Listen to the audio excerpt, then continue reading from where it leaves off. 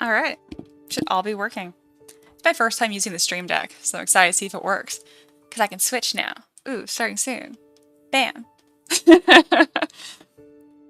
Whenever I start a stream, it's always really funny because I feel like I need to, like when you drive into a neighborhood, like you're getting close to home, you turn the music down, it's the same thing. I feel like I need to hear something.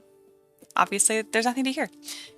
Anyway, hope you guys are doing good. I'm getting more in the routine of live streaming a bunch because it really helps out my students when I can reference them to like, yeah, I can kind of talk to you about how I sculpted it, but here's like a play-by-play in real time. It's just so valuable. I really want to live stream as much as possible, even if I just don't talk to y'all much. I just hang out and just work. Anyway, well, let's get to it. Oh, I didn't check my audio, so if it like super sucks and you like just join, just let me know. All right, so these are my axolotl warriors. They're so freaking cute. I started my screen on this because I want to make some Spriggans today. Just some little like ent dudes. They're gonna be like mob types for my Cursed Forest Kickstarter that finished up. And the reason I started here is I want to use these base meshes, but it's gonna look really the base mesh looks really cursed, and I want to show you guys like, oh, like start on like a good note, you know? Because these are really cute. It'll come together pretty quickly, but for a while there, it's gonna look super, super weird and super scary. Because I use the base mesh for this, I actually started with my Gnome Tinkerer, which is, you know, substantially different. But yeah, other than that, we'll get rolling. If you're new here, it's your first time watching. There we go. I'm a creator. My name is Mia. I've been sculpting minis for a long time, about 3 years now, and I have 2 Patreons. The first one up there is 3 printable models. Second one's how to learn how to do this too. Just throwing that out there because I feel like I never talk about who I am. I'm gonna try to say my name once in a while now. Anyway. Alright, let's get rolling, shall we? Oh, it's Ricky. Hey, what up? Ricky is the other part of M3DM. But yeah, I haven't live streamed in a while. Probably a pretty quiet stream. That's my plan anyway. I just want to have my stuff recorded so I can then, again, reference back. Because I really don't mind, and it doesn't take anything out of me. There's really no reason not to do it. Haven't done it recently, just because I haven't been sculpting a whole lot. I've been working on other things. Okay, this is the base mesh I was talking about. I know it looks super cursed. It's the process. Trust it. Trust the process. Alright. God, that is terrible. I think one of the worst things about it is that the face. Again, the model this is based on is really cute. But I'm going to have a little wood mask. So let's just cover the face because it makes it less horrifying. And this little flesh tone color, I cannot handle it. We're going to go with this nice minty green. And yeah, I feel like that makes it look better. Alright, lower res kind of helps too. Alright, so what we're going to do here is I'm going to use this to make my ents. And I guess not really my ents. Again, they're just like little Spriggan dudes. But I found something on Pinterest that I liked that instead of just being like normal, like standing up tall tree dudes, it's going to be almost more, reminds me of Smeagol from Lord of the Rings. Kind of more hunched over and creepy looking. I like that. So we're going to make him really lanky and kind of tall and kind of creepy. And not such a horrifyingly long torso. That's partly what's so scary about this. Which worked really well for the axolotls. Again, that's why I started the stream on the axolotls. You want to see something that looks nice? Just go back to the beginning of the stream. This is just where we're at.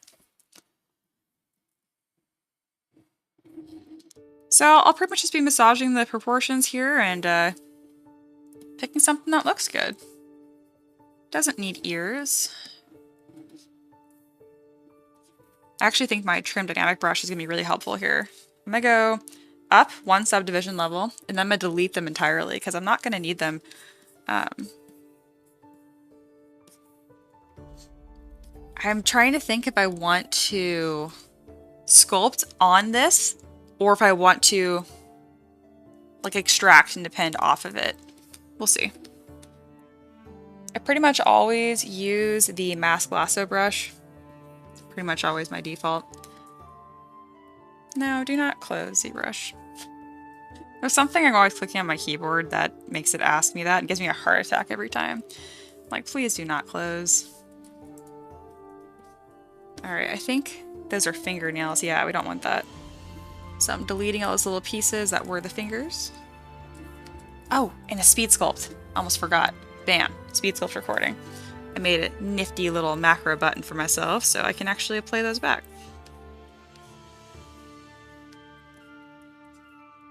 Oh my god, this is so scary looking. It's okay. We're gonna get through it. Oh yeah, and don't mind the thumbnail for this. I just picked, it was like, do you want to reuse your settings? And I'm like, sure. Because I obviously can't give a thumbnail preview of what I've made because it doesn't exist yet. What you gonna do? Alright, we're gonna start removing some of the fat from it because, you know, it's a tree. He doesn't need it. This is looking a bit better. I'm gonna go in with my damn standard brush and lazy mouse turned on, and then we're gonna start sculpting out some shapes here that I know are gonna complement the model. And then once I'm happier with it, I will probably start extracting pieces off, like little tree branches and stuff like that. Oh, my low light turned off. That's okay. Let's see how dark my face is now. I have a light that sits in front of me. Oh, it looks like the same. This is fine. It's actually bright out today. I live in California, and it's been raining a lot. It's actually raining right now, and it wasn't supposed to. I was going to go out to the barn today, and maybe I'll just go later because it's going to rain again. There's no rule saying you can't ride when it's raining, but it's just not as enjoyable. And I'm still working with my horse a lot, and I'm not taking him on a trail yet. No way, no how. He needs more work done with him first, and I can't do that when the ground's a swamp. Oh, goodness. I'm happy for the rain, I really am, and I'm really happy because my little hummingbird dudes are so happy. Yesterday I had 3 of them on the feeder at once, and I swear, I'm like, my life is complete.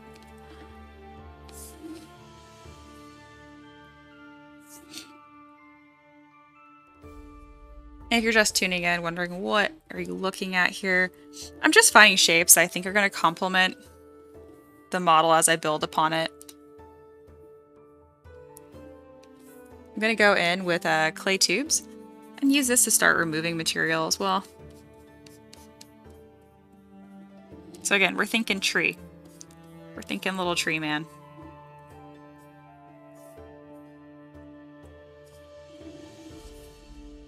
I am also, I feel like ZBrush is being really laggy right now. Are you mad because I'm streaming, or what are you mad about, ZBrush? Or do I have a setting turned on that I didn't realize? We're going to find out really quick. I'm looking at my activity monitor.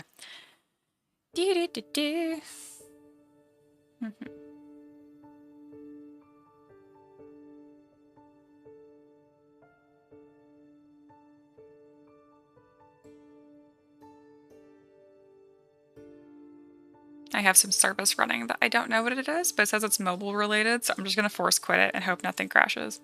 Looks like we're good. There we go. That freed up a bunch of CPU. Alright, back to what I was doing. Yesterday I did a little quick sculpt.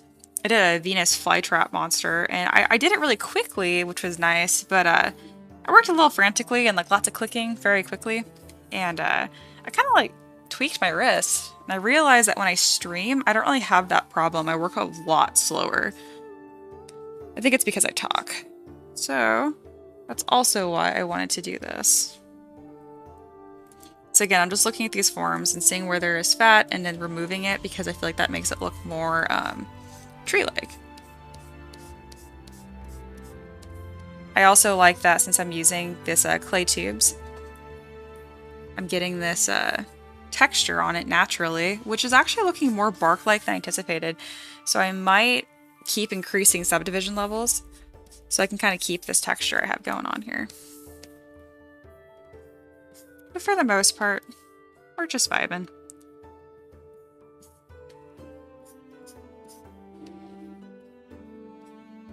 I've also found that, again, like, working slow is fast. Whenever I work super quickly, and if I stress out my wrist, I always pay for it later. So I'll be like, oh cool, I finished a model in 30 minutes. And I'm like, well yeah, but now my wrist is all tight and stuff, you know?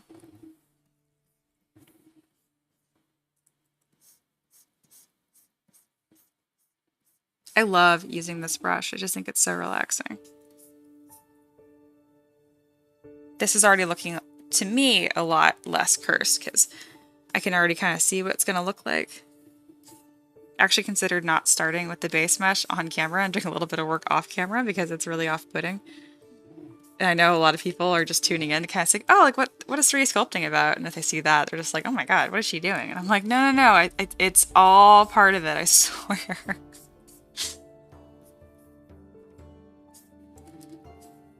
If I have any students who are watching the recorded version of this in the future, and you were like, man, I wish she was explaining how she was doing this, just message me in Discord.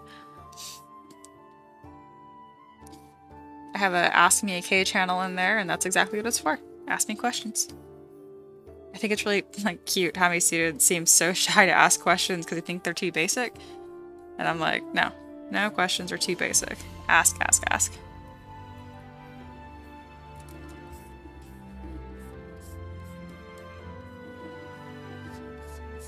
So right now I'm just kind of defining some shapes that I know exist while atrophying others.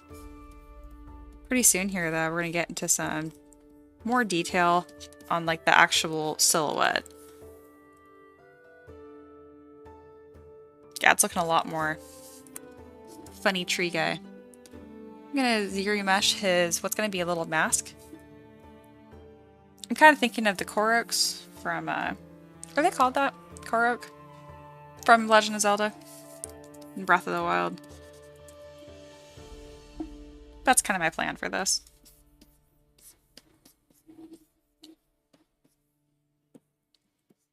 I thought about giving him like this really cool like wooden jaw that hang down and stuff, but I ended up not doing that because I really don't want him to look, I don't want these to look that scary. I'm actually going to make a really cool boss version of this, and that's gonna look scary and impressive, and he's gonna have like a face and stuff. But these little guys, I feel like they look a lot less menacing when they have like a little cute mask, you know? There we go. Oh my goodness, I love this. Okay, I'll have to figure out a way to spin around my camera, but I have a bush right in front of my window, like right in front. And there are six little birds sitting in there. Oh god, they're so cute. Like if my arm is what? I don't know, 3 feet long? They're like only 6 feet away. Like me doing that scared one of them, but the other 5 are still hanging out. But now they're suspicious. I really love animals. What was I doing? Ah, yes, sculpting.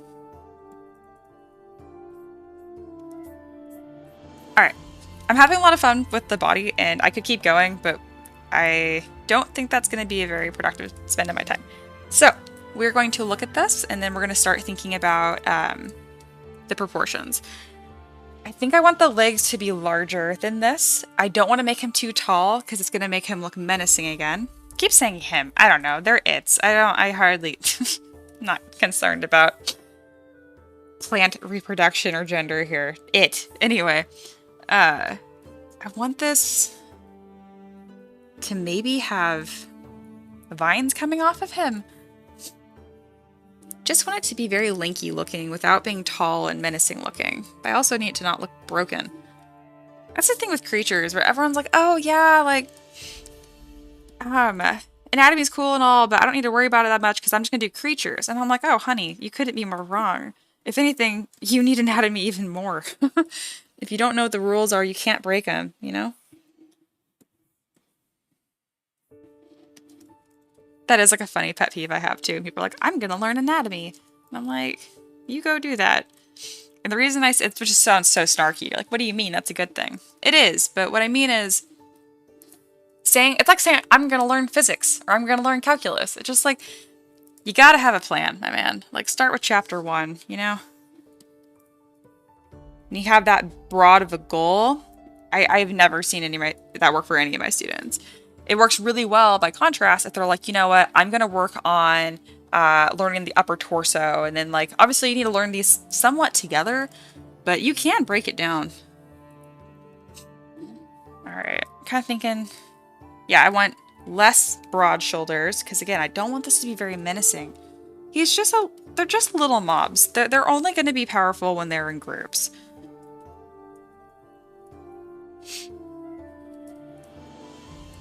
So I'm going to do something a little unusual compared to my normal. I'm actually going to split the seams entirely. Instead of building off of this model, I'm going to get these really nice creases by having the model overlap on itself. If that didn't make any sense, just keep watching. You'll see what I'm talking about. Alright, so I broke these apart and now I have this really nice like seam right here. And then I can start building over itself. I could have just sculpted it manually, but like... How about I make a nice crease because instead of faking it, it's just literally there.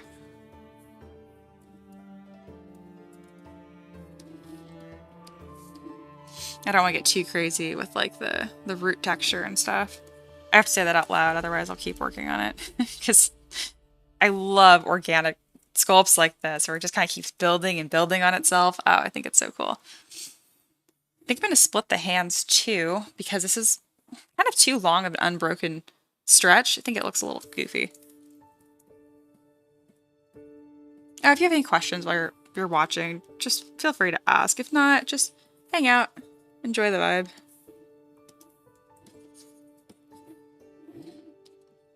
I actually have a little like going on break screen, so I won't just disappear. If you look up and I'm not there, you'll see a cute little screen saying that I'm gone, but I will be back. There we go. That's looking better. And yeah, I definitely like that the hands are a separate piece. I'm not going to make each finger a separate piece because that's too much work. Getting too out of hand. Alright, ooh, God, that really scary face is in there. You know what? We're going to fix that right now. Blah. Goodness. Just going to delete head in. Bam. It's gone. I'm going to make the torso its own little piece too. Because I'm trying to get this really nice, like, blend right there, and I wasn't getting it. I think this will make it easier. There we go. Yeah. Cool. This is gonna look awesome. We're so far away from it being done.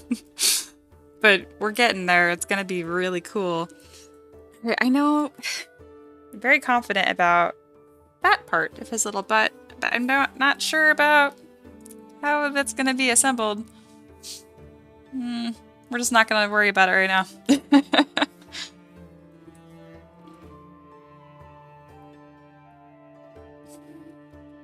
Alright, going back in with a clay constant. Clay 2 probably would be a better bet for this, but that's not a brush I have docked, so we're not gonna worry about it.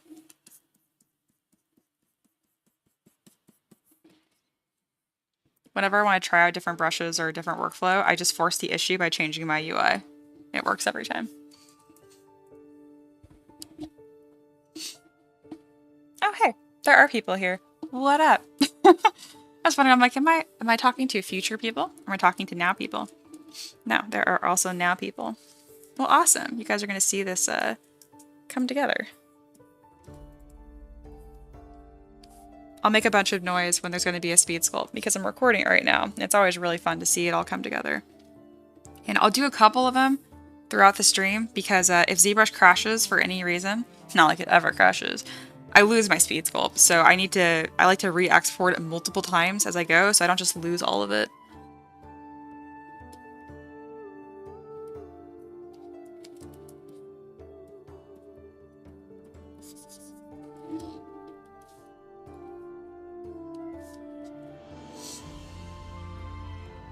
Alright, right now we're just kind of fixing up the head, kind of figuring out how I want this to look.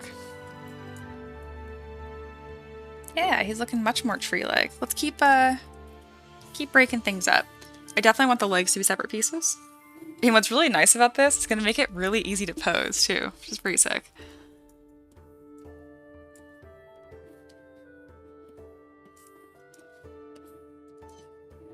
All right. Yeah, I'm definitely glad I didn't decide to just try to sculpt upon it.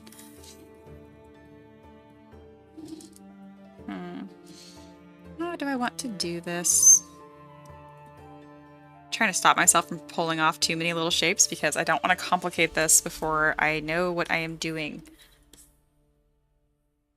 But I love complicating things because that's where there's like a bunch of fun creative decisions to be made.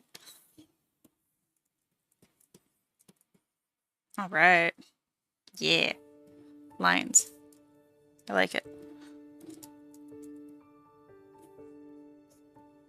All right. Cool.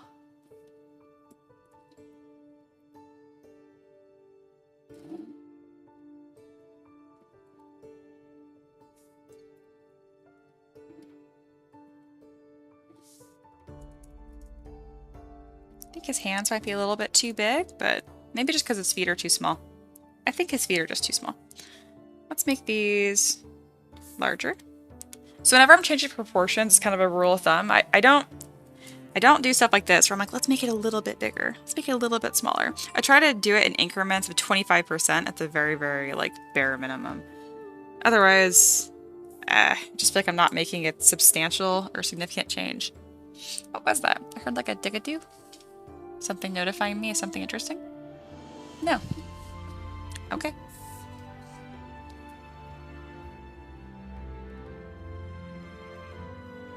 Getting a little confused with what's happening here. Like, is this going straight back or is this going to some other like weird haunch joint?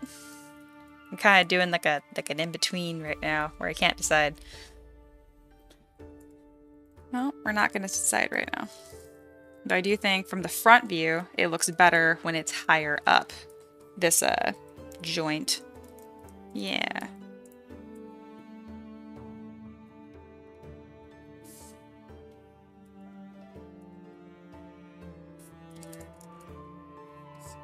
Gonna make his hands a little skinnier.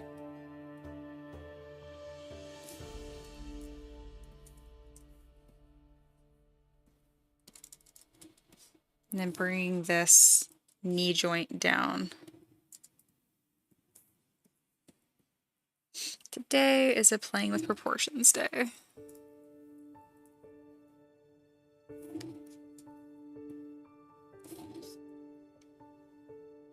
Yeah, he's getting taller and lankier, but I don't think he's getting any scarier, so that's good. Alright. So something else I'm going to do, I'm going to append a couple objects to him. I'm planning on doing little antlers of some sort. So I can either append that or I can create them really quick. You know, I'll just create them really quick. The whole point of this is so I can show my students how I did things. And if I just append things, it's not very helpful.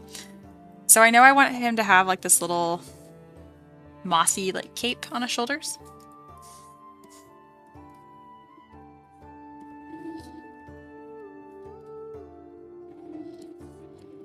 So right now I'm just using Dynamesh and kind of moving the shape around. Make it a slightly darker color too, because I definitely know I want that to be a distinct and different piece.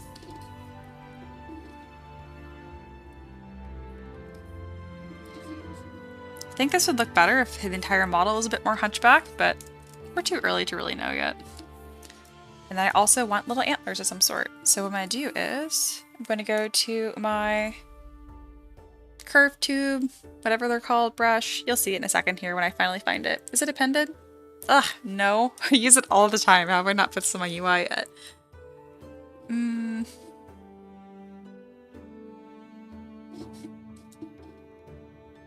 I know it exists. I've used it many times. There we go. It is curve tube. Huh. Alright, so I select that, go to stroke, curve modifier, turn on size, it's highlighted, and then I flip vertical, which is that little FV. I say flip vertical like I know what that means. Is it vertical? Yes. Alright. And now, when I draw little lines out, there's little tapers, which is cool. I need to be careful, not make him look like a little ant guy, which though cute is just not what I'm going for. So I'm going to have the horns go straight back. Though that little head does make him look very ant-like. We might need to work with that. Alright.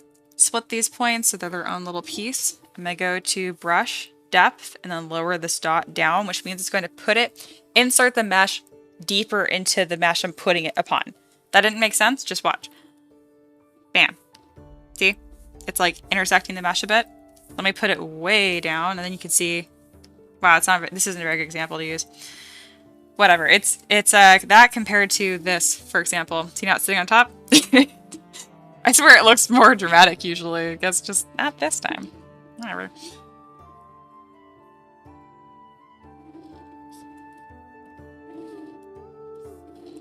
And yeah, just kind of draw some shapes out.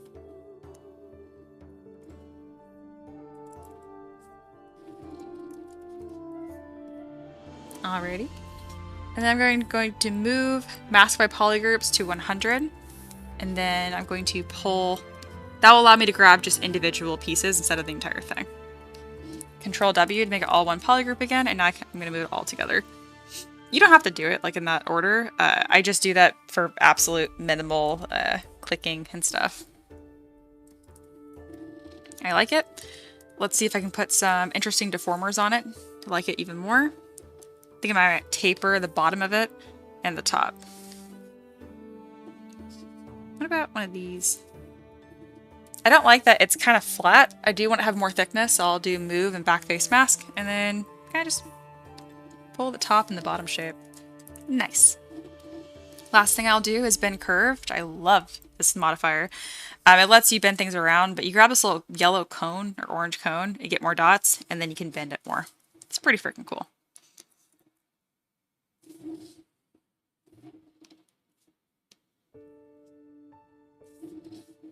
There we go. So kind of massage that shape a little bit. Now let's stick it on his head. Come on. I'm gonna need to work on that little mask shape because he just looks like an ant, and that is not what I wanted. So to fix that, it just can't be such a perfect shape. All I have to do is know what shape I want. I don't know. I don't know what shape I want. Let's see. I don't know, so we're just gonna start moving stuff around. That's kind of my go-to. All I know is that this little triangle looks like an ant. All right, let me think. What is tree shape? If I give him like a tree mask, he'd probably have little like roughness on top, like a plank of wood, you know? And then I could maybe dip in somewhere towards the middle to like, as if there was gonna be a mouth there.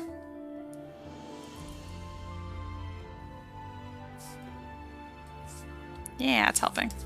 Let's change the color of it too. And then kind of add some roughness to the top, because I think the perfectly smooth is part of the problem. What if he had like a little rough like on the sides too? Yeah, I don't want to go too far because I'm not actually going to be sculpting a face on this. I want it to be a mask.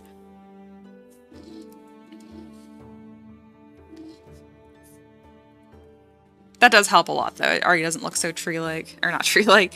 I want it to look tree-like. Now it doesn't look so ant-like.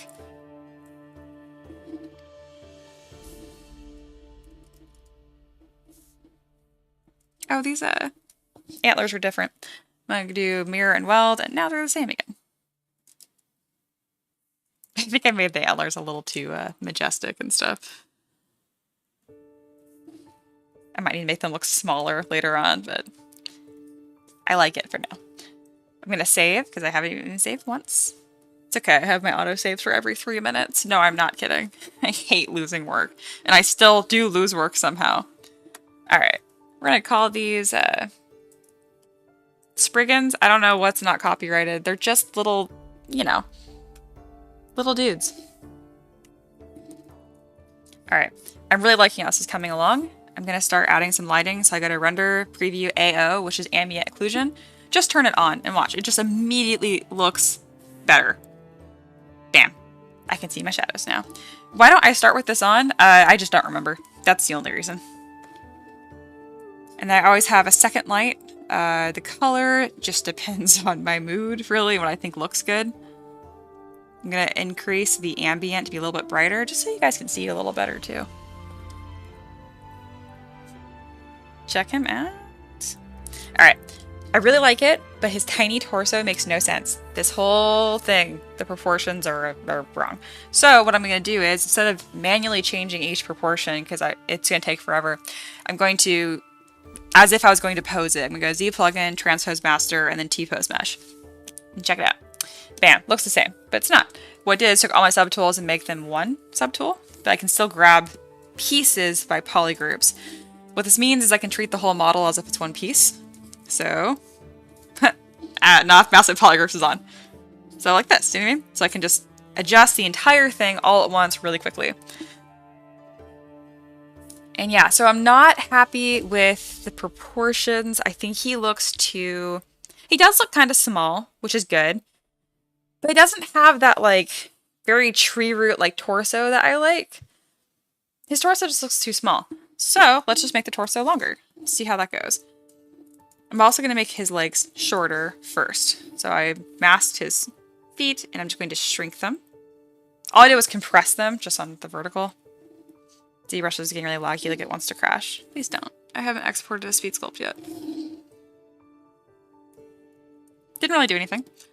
Not a big deal. Let's mask the rest of it, and then move it up. And then I'll drag this torso down to get that length I'm talking about. You know what? His legs are probably just too close together. I was kind of going for an awkward stance at first, and I think it might have confused my proportions. Yeah, I think that was part of the problem. So much of designing creatures isn't even knowing like what you're doing, it's just knowing what you don't like. And I knew I didn't like that, so. Alright, this is looking a little better. His shape is very rectangular. Like, I like to give them these really big shoulders, but again, I don't want this to be a main character. I want him just to be like a little dude, you know? So, here's what I'm trying to say. If I was gonna make this like a big boss or something, I'd give him a smaller head, I'd make him super long, big shoulders, and just like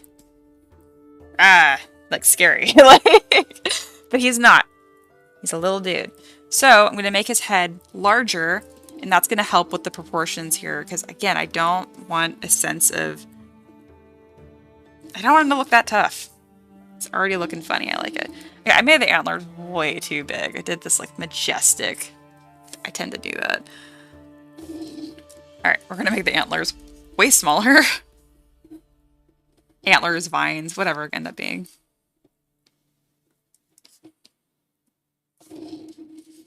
Now they look dumb though, because I had to inflate them. Ah! Only I made them the way that I should have the first time. Tilt his head back a little bit. Also, I'm not sure what happened here, but like I erased the head underneath because it looked really cursed, and then I realized that's what gave me structure for the neck, and now I have to redo it. So I'm going with my trim dynamic brush and just giving myself some planes back so I know what's going on. I'll clean that up later. That's already a little nicer. There we go. Alright, this is looking better.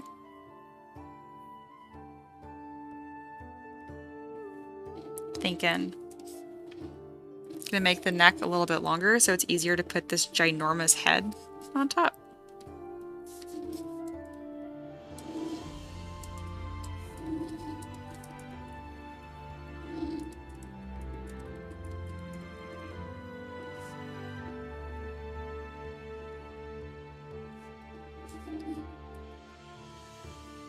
Yeah, I need to fix the head. And I will.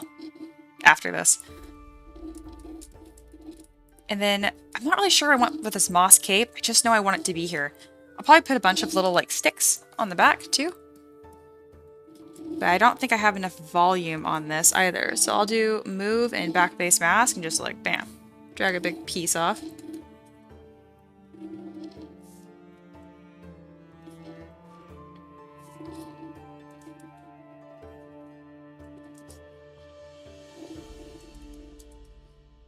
He's gonna have little, like, scary eyes.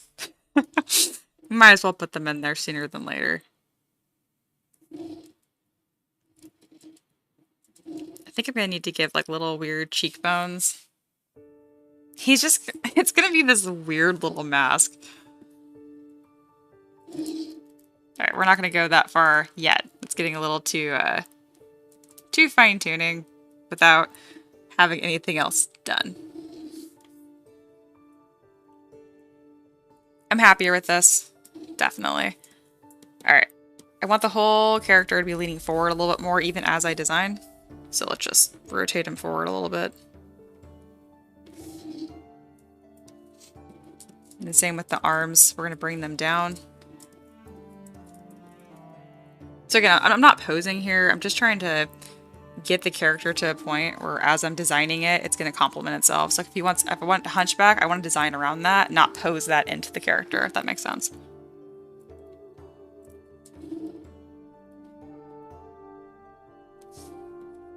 God, I hate these antlers right now. Like, I know I want them, I just didn't do a very good job creating what I wanted for this specific... Oh, I like that. Never mind. They were a lot closer to being what I wanted than I realized. Just kidding. Alright, I need to fix that head ASAP. This is looking much nicer. I still think I could push the proportions more, but I don't want to overwork the model, and I am happy with where we are getting, so let's not screw it up.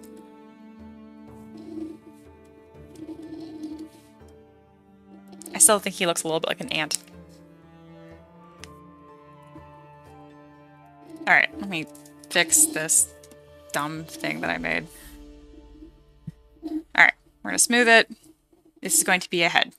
Just the general shape though. So I'm going to drag that down and then put my planes in. So it's going to be flat on the side, flat on the front, and the bottom.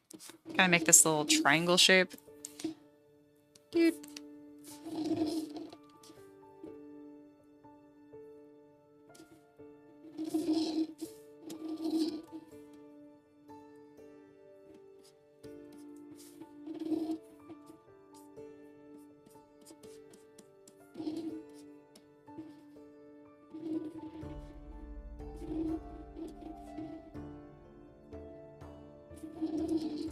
Alright, just having a actual head shape of some sort.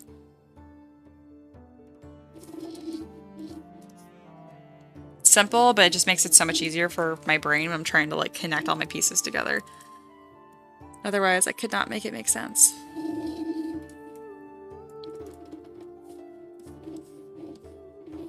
You know, I actually don't mind if his neck is weirdly hanging forward to like... So that is kind of weird, but I like that.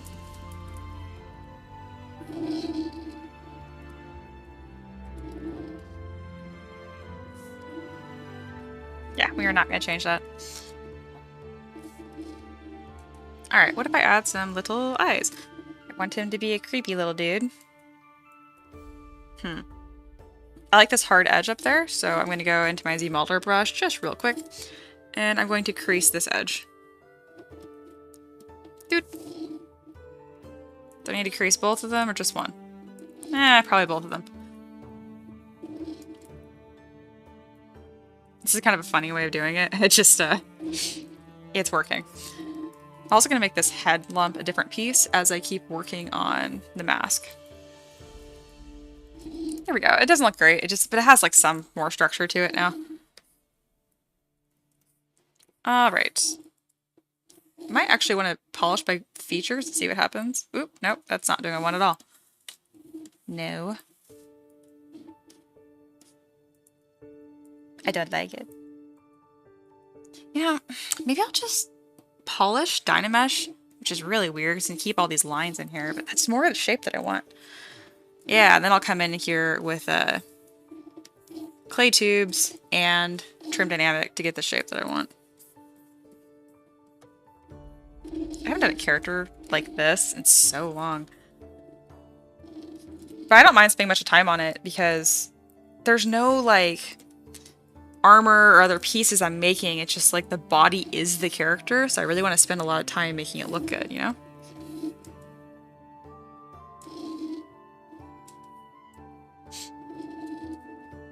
I need to go out of symmetry sooner than later to do this little head thing. But now is not that time. Let's figure out where the eyes go. Or if there's even gonna be eyes, I don't know. I think some creepy little eyes like that would be awesome. It almost might make him look too cute. If you're like, that's not cute. I'm like, well, this is, oh goodness. Adorable. Keeping it, keeping it. Oh, I love that so much. That's an exercise I do with my students all the time. I'm like, what do you like about your work? And they always respond with like, what do you mean? And I respond with, what do you mean? What do I mean? I think being a successful artist, a huge part of it is being a fan of your own work. Like, if you don't even like what your own stuff, like, how do you know what to keep doing more of, you know?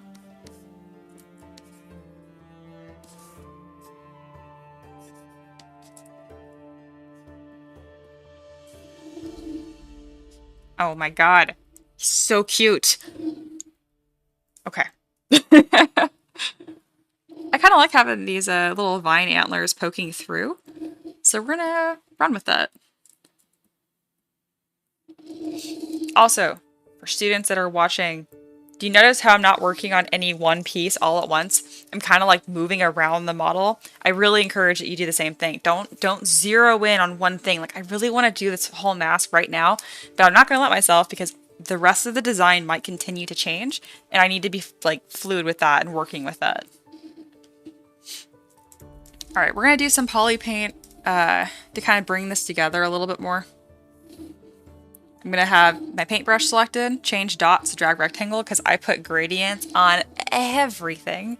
That is the extent of my painting skill, I swear. It's like, well, did you put a gradient on it?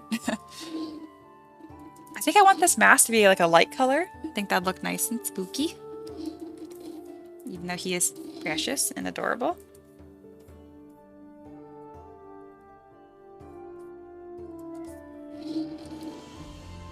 Go, I like that. Now what else is going to have that light green color? What else am I drawing attention to? Probably his little cape, but I think that might be better as a darker color.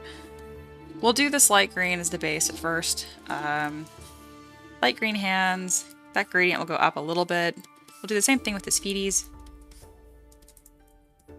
And now let's add a darker color onto this. I just click C to select that color again, and then I just drag it down.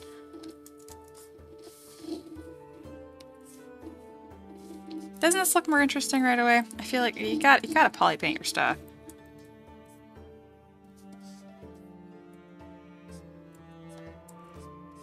His little eyes need poly paint of some sort. As you can tell, I don't know what to do with this torso. Even poly painting it, I'm like, I don't know. I think that's good. I don't know. He's definitely coming across as a little dude and not like the big bad, which is good. Because again, I'm going to do a version of this that is the big bad. So if I make this too cool looking, I guess not cool. Like, it can look cool still, but you know what I'm saying. If I make him look too tough looking, it's going to make my job really hard when I make the big bad. And I don't want that. So to get this texture for the moss, all I'm doing is just super low poly, and I use my move brush, and I hold down Alt. And so it drags pieces of the mesh towards the screen. Isn't that fast? Isn't that cool? Yeah, I've always been a big fan of that. Oh my god. Yes. Alright. He's just the cutest little dude ever. No biggie.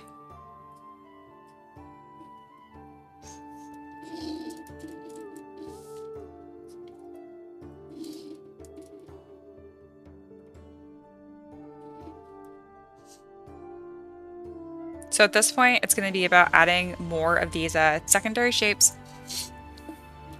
which are kind of like these antlers. That's what I count as a secondary shape.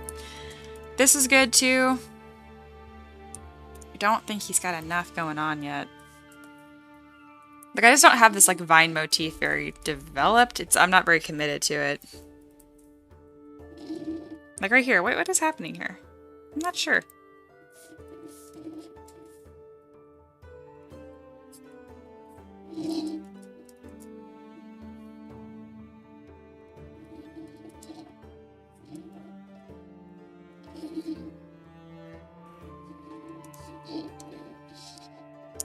adorable. Alright, I have the right material selected. I'm gonna grab a render set I like. I always go to Lightbox, render set. I pick the one with the girl and the dog running. It does this really harsh, like, radial overlay lighting. I think it looks dope. Oh wow, it doesn't look good on this one. It just washed him out entirely. I mean, he doesn't have a lot of fine details going on anyway. So, pivot. We're not picking that render set because it looks bad. There's one that says Preview AO on it somewhere. This one. It's like the same thing. Same sample, but heavier on the ambient occlusion. Not for that one, though. It might be just too early to try to put a nice render on this, because it's not done at all. Yeah, I don't really have any harsh shadows going on either.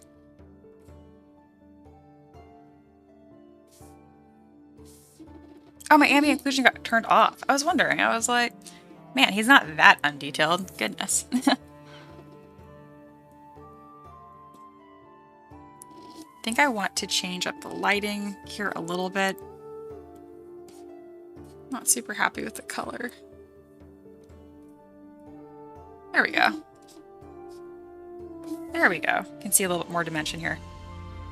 Does the render look better now? Yeah. That's fine. Not amazing. Alright, I'm really happy with this. I'm going to save it. And I'm going to play back the speed sculpt. It's happening. Let me grab my OBS so I actually can see what's happening on my side. Not the 20-second delay version you guys are seeing. Because I haven't done this Stream Deck thing yet. Alright. Pressing speed sculpt button. If you have been lurking and not watching very much, now is a good time to watch because this is going to look really cool. In like 10 seconds. I'm labeling the file Spriggan 1 really quick. Alright. It should be playing back right now. It's going to kind of like move around the screen and look kind of ugly at moments, but it's pretty cool. It's everything I've done on this live stream so far. So if you're curious on how any of this happened in, you know, a slower, more digestible time, all you have to do is just scrub back towards the beginning of the live stream. Yeah, this has made so much progress.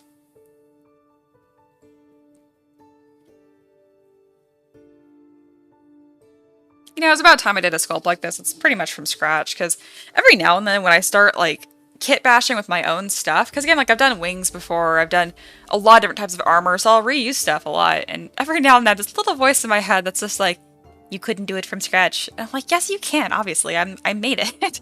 But models like this can be a big, like, confidence builder of, like, you know what? I really can make whatever I want from scratch, and that feels really good, you know? But that was a speed sculpt. You missed it? Rewind the live stream. I don't know if you can do that, but I think you can. Ah, goodness. Alright, I think I'm gonna take a small break. So I can go grab a snack of some sort. If you just joined in, no worry, I will be back in like 5 minutes probably. Yeah, I'm really digging this Stream Deck. This is pretty cool that I can just like, bam, switch menus super quick. With a button. Alright, I am gonna leave for a bit. I will do this little thing. Again, I'm not gonna go on very long. I just want coffee and maybe a bagel. We'll see. Yeah. Alright, thanks for hanging out. I'll be right back.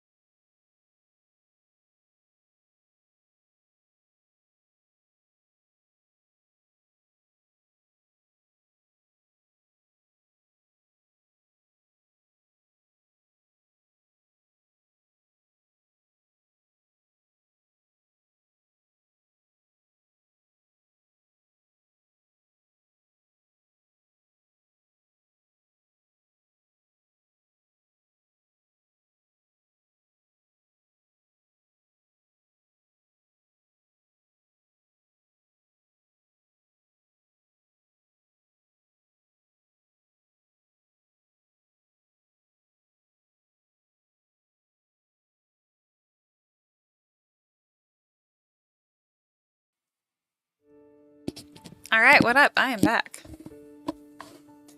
And I have a new coffee. I really need to get a larger jacket.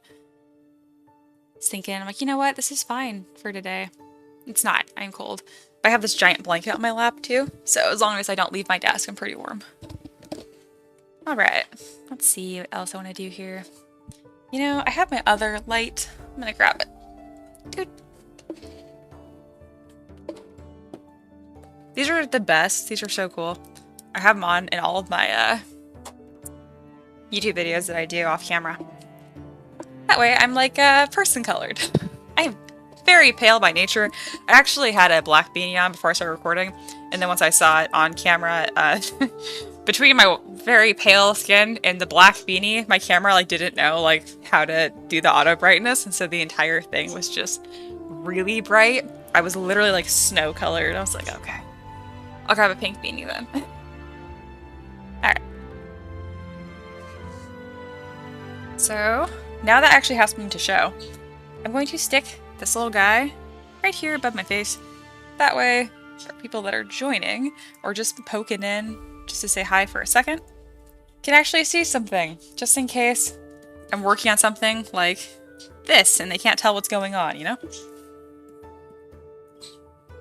I usually will have like the collage I've been working on like on screen too, but I don't have that. I just have like a Pinterest. I just typed in Spriggan in Pinterest and I was like, I'm just kind of looking at a bunch of things.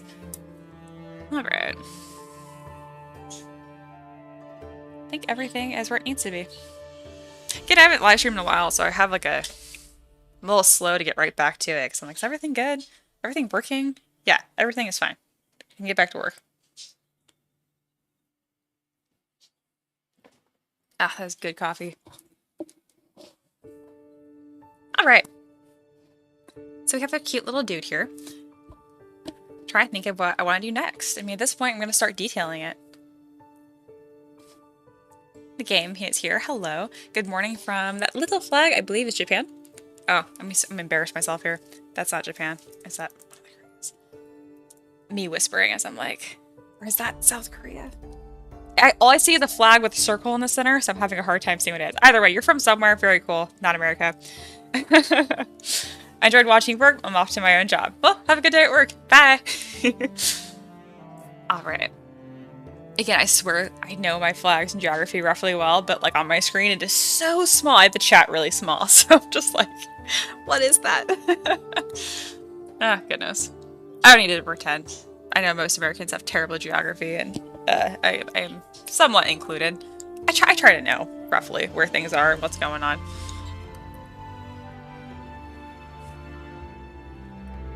Alright. Let's go.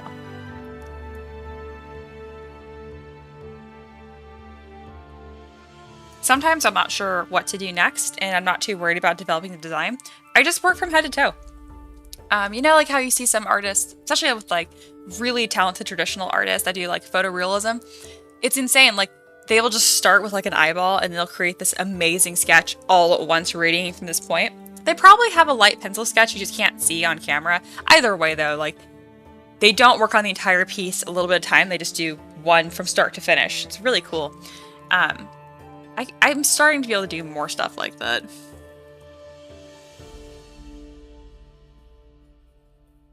What is that weird line that's forming right there? What is this? We're going to just Z-remesh and hope that goes away. It did not.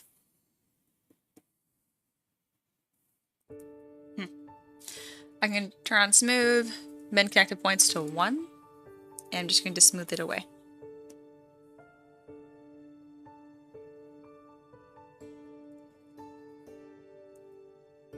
It's like not even attached to the model. I was hoping if I did auto groups, it would just go away.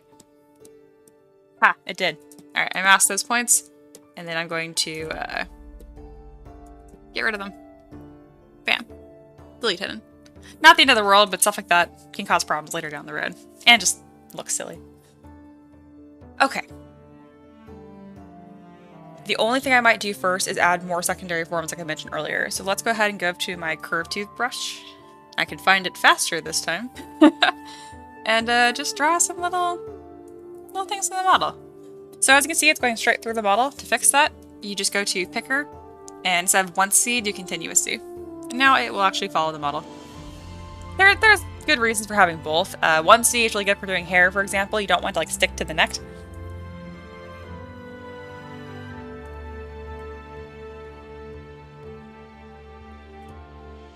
I almost wonder though, these aren't really like secondary forms as much as they are like layered on detail. So I might just detail the whole model first and then go over and add these vines on top.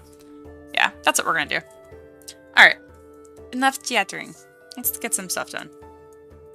So the first thing is going to be these little antlers, which are, I haven't really committed to whether they are vine textured or whether or not they are wood. This entire model is green. It doesn't have any brown on it right now. But I can still texture however I want. Alright, so what I'm going to do is I'm going to remesh by union. And what that did is, these are now, it's all one mesh. Otherwise, before I could actually remove these little pieces. But now it's all connected.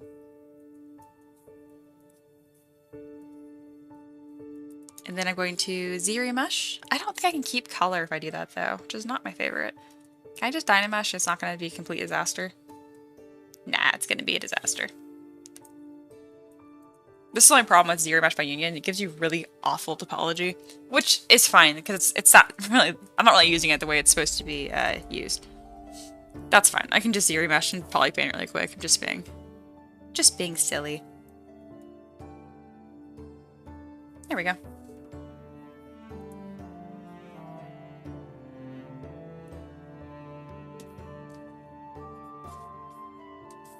There we are. And maybe, you know what? Since I'm going to re-polypaint it anyway, I might as well make it branch colored. Crazy, I know.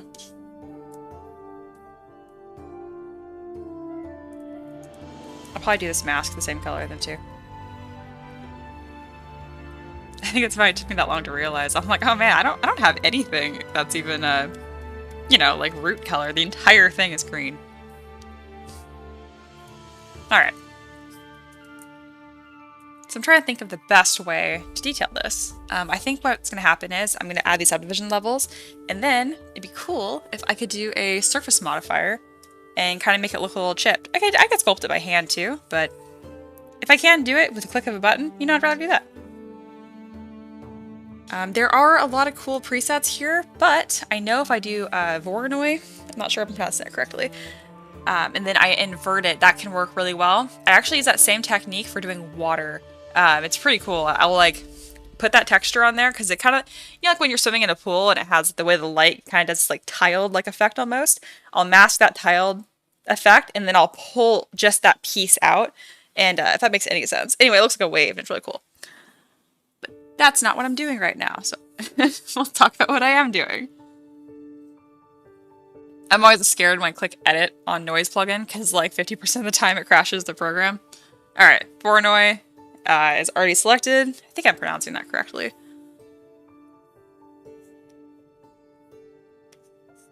And now we'll kind of play with the plugin scale and texture.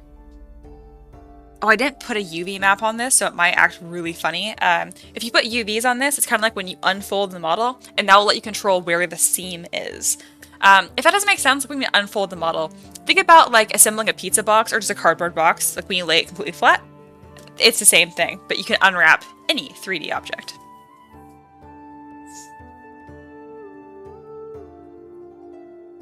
And if you're like, that didn't make sense still, look it up.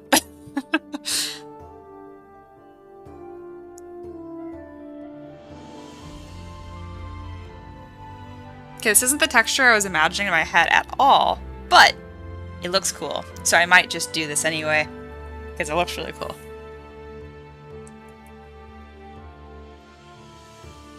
Yeah, that looks like super cool. Yeah, I can start with that, and then I can, I might actually apply this after I go through and add all these, like, chipped faces manually. There is a way to do this, I've done it before, and it's actually, like, it's right here, but I happen to like this texture, so I'm just gonna keep it.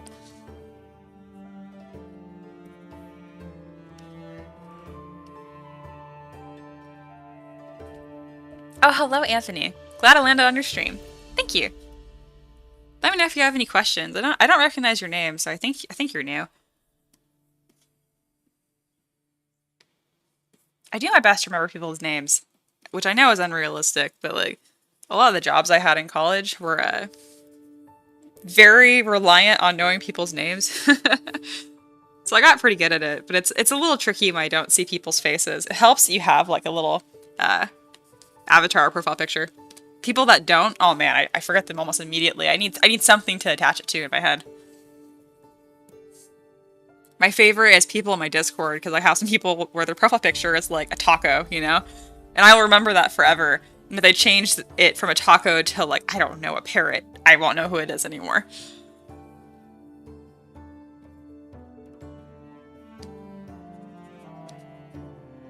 This has been a super chill stream. It sounds weird. Like feel free if you want to start talking, like be chatty, y'all. But like, I kind of like it when it's quiet like this. I look over and I'm like, oh hell, there's almost 10 people here. That's a party. I love it. But I am more than happy just to talk to myself the whole time.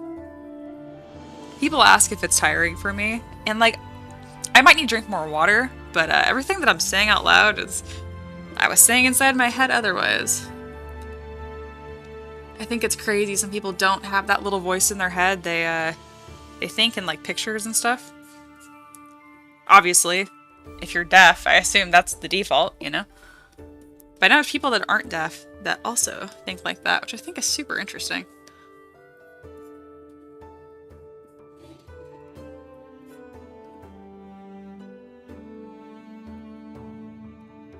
This is so freaking cool. I love this texture.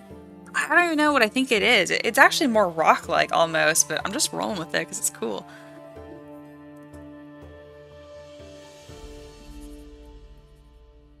You know, I just realized this model is not a scary, gory monster or a pretty lady. Who am I anymore? It's crazy. That's all I sculpt, I feel like, sometimes. To be fair, it's because those are my favorite things. Sometimes, at the same time.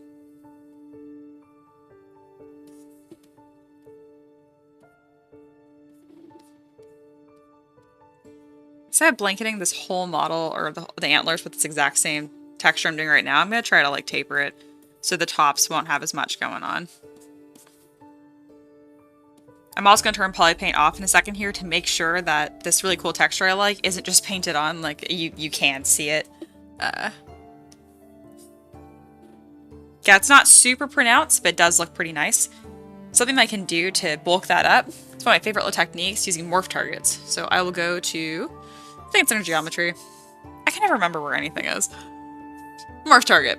Store morph target. Smooth the area you want to exaggerate. I know it's kind of counterintuitive. Then once you've done that, go to switch. Now it's back. Go to your first morph target and then either slide left or right. If you go right, it's going to smooth it out more. If you go left, it is going to enhance it more. Now, when you do this, you will get, if you keep doing it, it will get really rough. You know what? Instead of just saying that, let me just show it to you. So this is the before, this is the after. Pretty nice, right? It kind of just bulked up those details. But it doesn't work forever. Like if I do it again, eventually it's going to start looking really deformed and scraggly. Okay, this time it actually looked better. But if you keep going, it does start to break the massive mesh eventually. I'm just letting you know.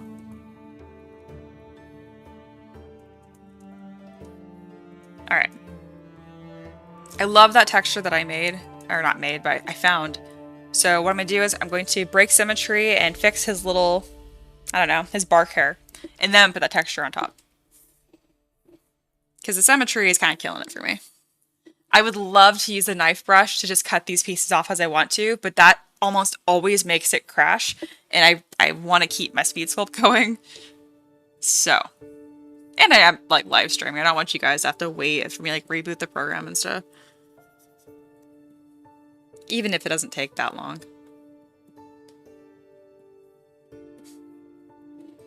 Alright, I kind of made that one a little bit shorter. Pull these a little taller. I'm going to try my best to keep them straight lines though.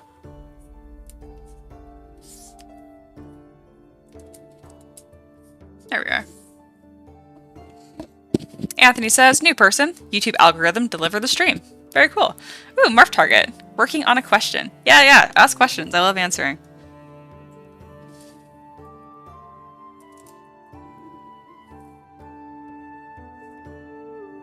I doubt you were the only new person that is here. I mentioned in the very beginning of the stream, but it was brief. I'll introduce myself. My name is Mia K. I'm an online content creator. I do 2 different Patreons. The first one is 3D printable models. So everything I design is to be 3D printed. And the second one is to teach how to sculpt.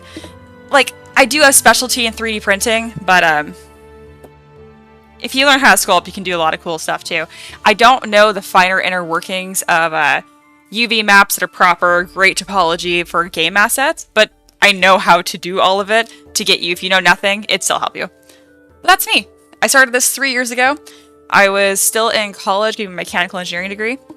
I got my degree, somehow in 4 years, and then I went straight into doing this instead.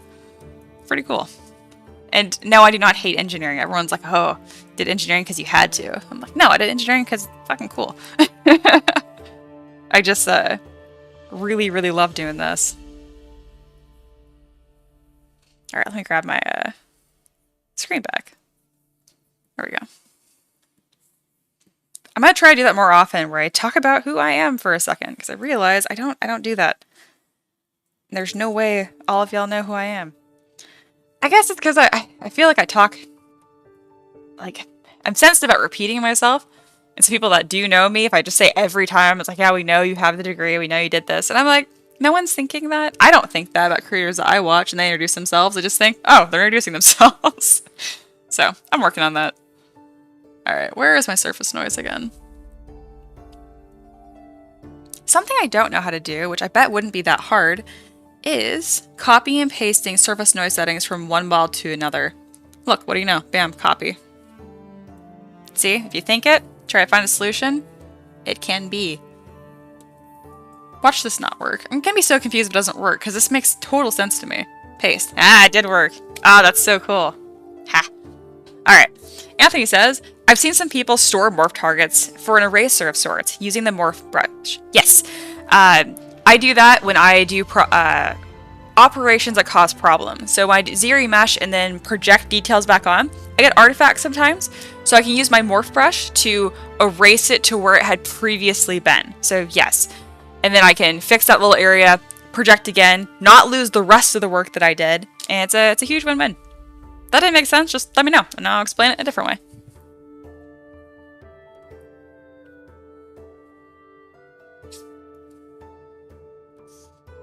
I am in love with this texture.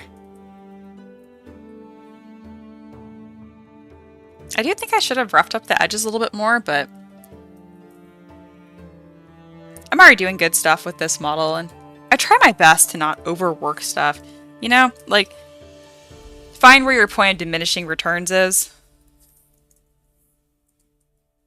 Because I could work on this model for a month if I wanted to, you know, and I'm like, that doesn't mean it's going to be worth a month's worth of work. That's kind of a mouthful.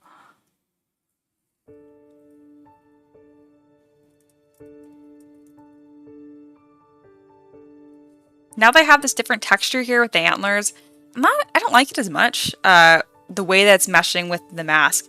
But I can probably change that pretty easily by just adding some other secondary shapes. So let's remove polypaint really quick. Let's kind of look at what's going on here. I think I kept doing that morph target demo, and it did get a little too rough. So let me just back it up a little bit by doing Control Z. And yeah, there you go. A big part is I just don't think that these little bark chunks I have sticking out look great. So let's see if I can get those to look a little rougher without creating a disaster topology-wise. I could probably use a snake hook brush for much more success. So let's try that. Because that's how I do tattered cloth. I don't see why this wouldn't be the same thing. Yeah, that works great. What do you know? You do have that back face mask turned on though. And if there's no texture on it, this will not work.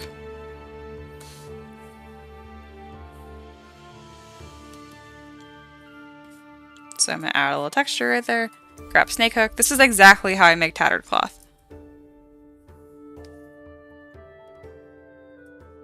It's getting a little wobbly though, so I'm going to go with a move brush, not back face mask, and make sure I straighten it up, because if I make it too like fluid looking, it's not going to look like bark. I'm also going to just push it around a little bit and kind of see what I think about that. Sometimes if I just move the mesh around. I kind of find something that I like more by accident.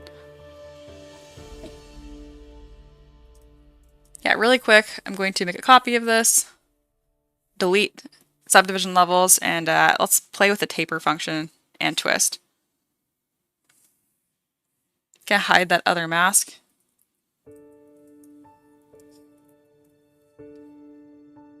Yeah, making it more upright. I definitely like that. And maybe a little bit more narrow too. It's small, but it makes a huge difference. Anthony says, I usually hear on ZBrush summits about store morph and layers to mix in a not destructive way. Oh yeah, for some reason I've actually never played with doing layers before, but you absolutely can. It's very cool. So if you're not familiar with it, essentially I can click a layer and I can start storing every brush stroke that I do. Kind of like undo history, but the difference is I can interact with the undo history with the brush. So I can let's say if there's like 100 strokes I did, but like I did 20 of those strokes in the beginning on like the left side of a model and keep that, I can use a morph brush to then pull those back or get rid of them without being attached to the sequentialness of the undo history. Made a lot of sense in my head. If that was hard to understand, let me know. I never used that though. I've never used layers. Which is unusual. I feel like I've played with everything at least once at this point. I don't know, I just haven't had a purpose for it, it seems like. Though it does sound like helpful and cool.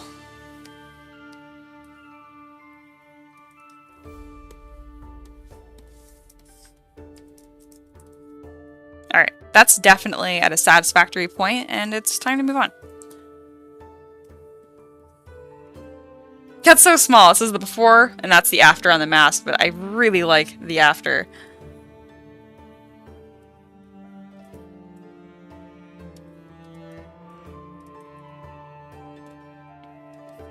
I'm not going to do anything too fancy for this backing headpiece. We're just going to put a rough texture on it, and we're just going to leave it alone.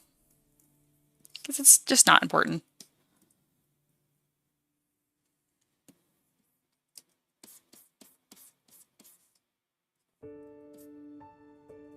When I go to pose it later, I'll kind of see what's happening with the neck, and I'll work from there. Alright, the next thing that comes up first is this little moss cape. This one should be pretty easy too, as far as putting a texture on it. I think I'm just going to do drag rectangle with damn standard. Gonna make sure back face mask is on so I don't destroy the mesh underneath, or the other side of the mesh. So grab a bunch of dots, and I do not want RGB, or you know what, we can do RGB, but it needs to be a compatible color. Turn Z intensity to something that's higher. Oh, I have paint turned on. I'm like, why isn't this doing anything? Because I'm not using a sculpting brush, that's why.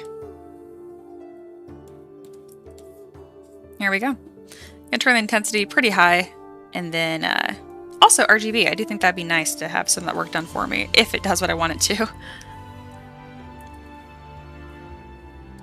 Alright, Z intensity is way too high. I have the total points at 2 million, and it's still looking a little pixelated, and that's just because I don't have a good base topology. So what we're going to do is we're going to go down to a lower level. Yeah, that's good. We're going to Dynamesh this really quick. At a somewhat high, like a medium resolution. Yeah, and then divide that. So now we still have a lot of polys. There we go. Now it's only like 100,000, but it's actually it's working better. Words.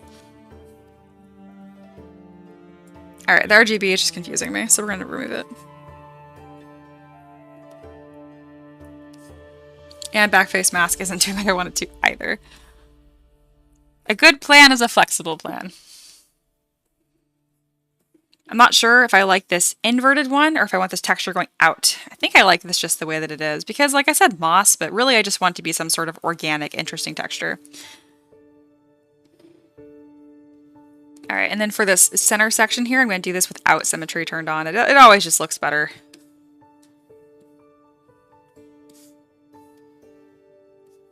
Alright, symmetry back on, and I'm going to try to make these edges look less natural, or more natural, by making them rougher. Also going to turn on solo to see if the other side of the mesh looks fine. Going to increase the intensity, and maybe add one more subdiv. And again, I'm just trying to get this layer to blend nicely into the model. Not such like a perfect line.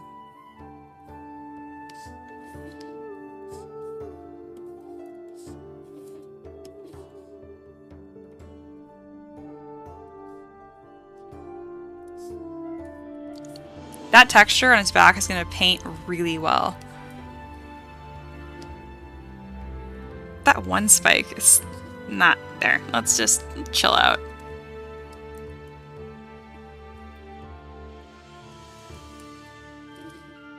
Alright, looks fine to me. I could put some little sticks coming out of it, but I don't think it needs it. But we can just test that really quickly by grabbing these antlers, duplicating them, turning off symmetry, auto group, so I just have one stick, and deleting subdivision levels. Alright, this is also 500,000 points. We don't need that to concept. Go to Decimation Master, use and keep Polypaint and pre-process current, and then I'm going to reduce this to like 10%. So it doesn't need to be 500,000 points, that's ridiculous. Dude, and it doesn't ink it topology because I'm not going to be bending it or doing anything with it. Whoop. And let's just stick it right here. You know what? This is going to look good, isn't it? Yep. Alright. Well, this is a chance to do a really nice asymmetrical detail. So what we're going to do is we're going to inflate it a little bit, make it larger, stick it on his shoulder, and then we're going to duplicate a bunch of little pieces. I'm also going to change the shape of it by using the transpose line. Click and drag. I love the transpose line, and I hated it before I understood how to use it. You're in the same boat, I swear, it's really not that hard to learn. Just keep at it. It'll click. It's not intuitive, I know, but it's worth it. Alright, I'm going to mirror this piece and stick it back on there.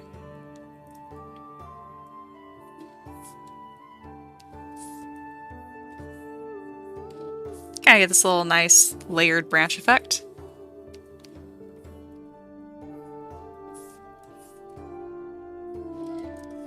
There you go. Got a nice little stick thing going on there. I can't do it on both sides, I'm sure, but I don't think it's going to look as... yeah, just eh. I love asymmetrical details.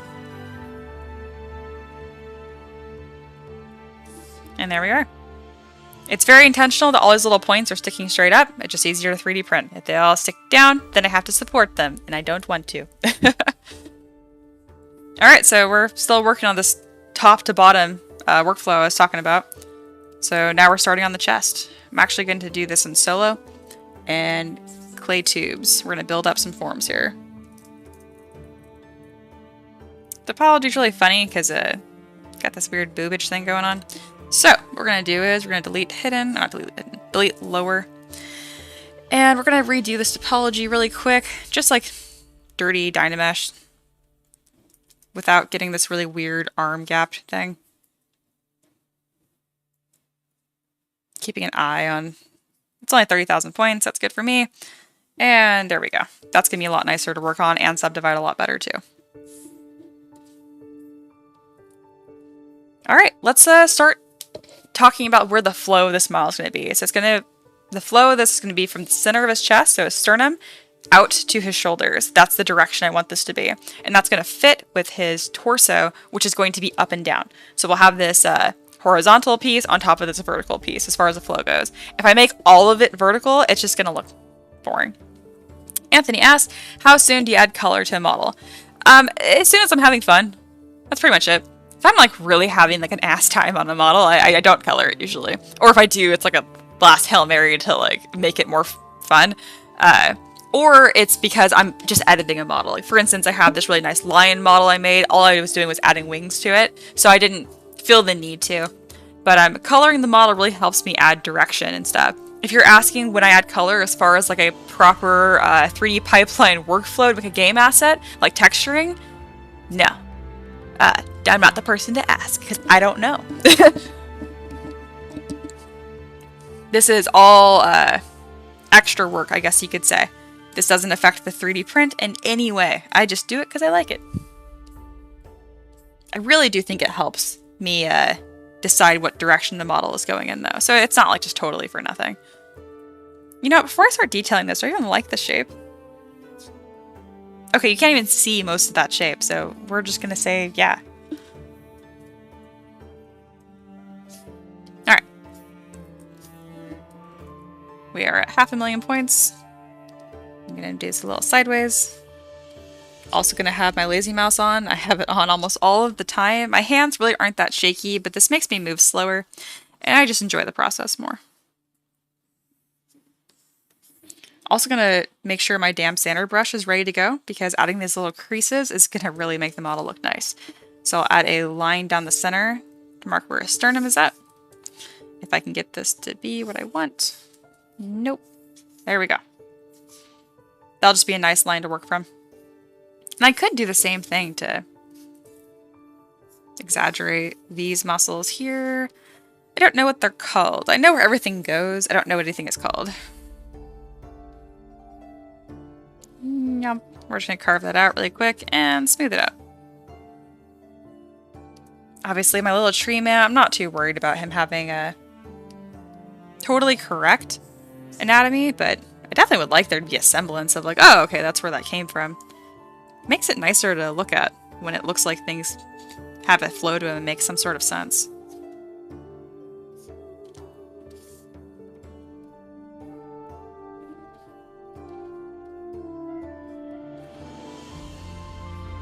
Every now and then I will click 1 on my keyboard, and that repeats the last stroke that I did. Because I'm using clay tubes constant, so it's not going to add more or less material based on how hard I press. It's always, you know, constant, hence the name of the brush.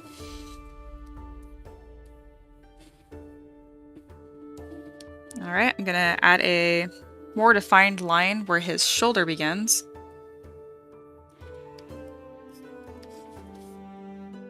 Kind of as a guiding line, so I know where all my muscles are going to fall.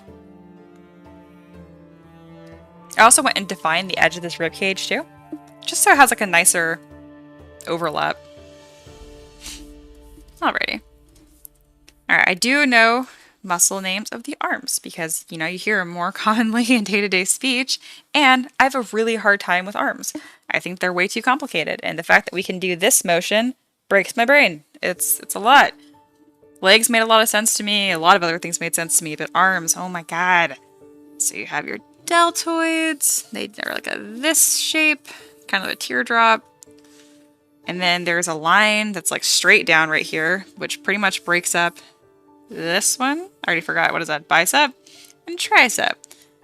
And that's a good enough marking of where things are at without adding volumes yet. I'm putting those in there so that way when I start adding these like almost like this vine-like texture, I kind of know where things are going. Speaking of, let's finish doing the chest before I get too distracted. Yeah?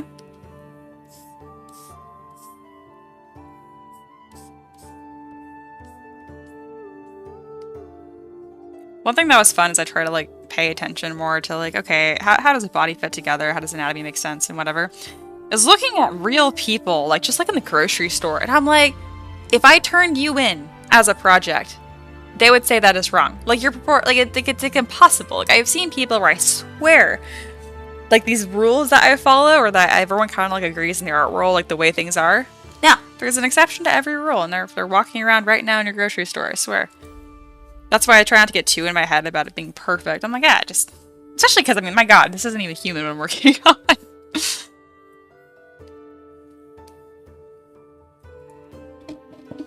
Anthony says, painting adds much to a model. A good texture to plain model can sell it. That's true. For 3D printing, though, I really try to make sure I show both because, I don't know, I feel like it's easier to see the model when it doesn't have paint on it, but, you know, it doesn't have as much personality. So, I always just show both. I have a store on my mini factory where I don't show it at all, actually. It's always unpainted, and I just show it on my Patreon. But I feel like people on my mini factory are there to buy models, not necessarily to be like, oh, what was the story behind this? Who are you? They're like, no, I just want to, you know, get a piece that works for my campaign, which I have no problem with.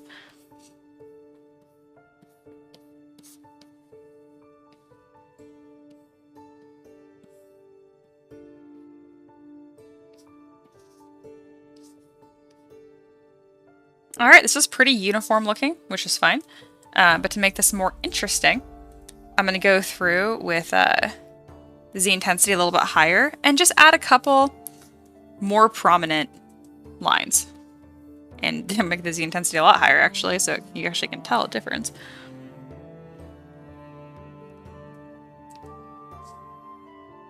So it'll almost act like a top layer. I should really make these crisscross, shouldn't I? Yeah. How do I do this? Probably without symmetry. Yep, that's how we're gonna do it. I say like I'm doing it in symmetry and it shows. It looks weird.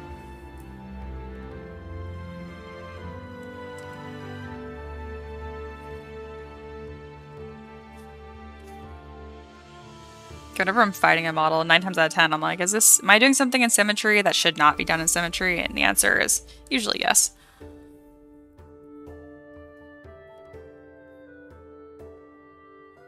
I don't tell my students that though, because I have so many students that like, will sculpt a model completely out of symmetry. And I'm like, you're literally doing the same thing twice. Stop. They're like, no, it has more organic details this way. And I'm like, no, just add them after the fact. As you can tell, I talk to my students a lot. That's why I talk about them a lot.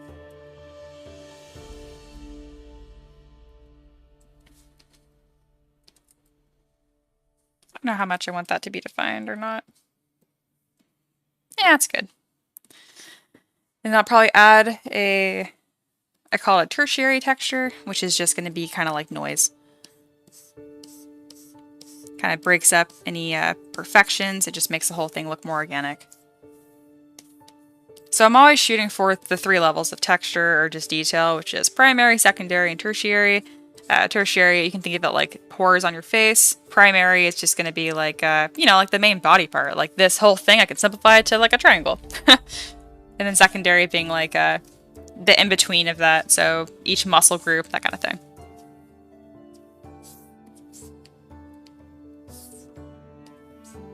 And whenever I notice a model is missing something, it's 9 times out of 10 it's because it's missing one of those pieces I just talked about. I don't think this has great secondary forms right now, but I still want it to, you know, match the rest of it. Hey, it's Miguel! Hello. Hope the stream goes great. It's going pretty good. It's nice. It wasn't fit. Like, I can stream of consciousness talk the whole time, but it doesn't mean I want to talk to anyone. I know it sounds silly. So it's been nice. People have just been hanging out and vibing pretty much the whole time. I get questions every now and then, but it's not just like chatter. I have a few people that join my streams. They used to join all the time, but then I stopped streaming very much. And like I love them to death, but oh my god, like they're telling me like a story about their dog, and like I want to pay attention, but I'm also like I kind of want to get my stuff done. It can be hard to find a balance, and today I don't think I had it in me, so I'm glad that it's not happening. Obviously, if you want to talk, feel free to talk. I'm not just like a jerk. But I do enjoy this a lot. Miguel is currently painting a mini before his game tonight. Nice! Gosh, I don't know why my nose is running so much. Probably because I'm cold. There are now 2 hummingbirds at the feeder. And now they're chasing each other. Ah, god, they're so cute. I love working in front of a window. Okay, back to work. Alright, so this is on the left, you know, kind of where we were starting from. And then it's changed quite a bit now, so I'm going to put a new version, update it over here.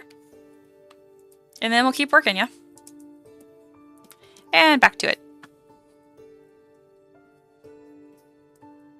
This especially has goofy topology going on, so we're just going to Dynamesh it. Now it's bad for different reasons. Alright.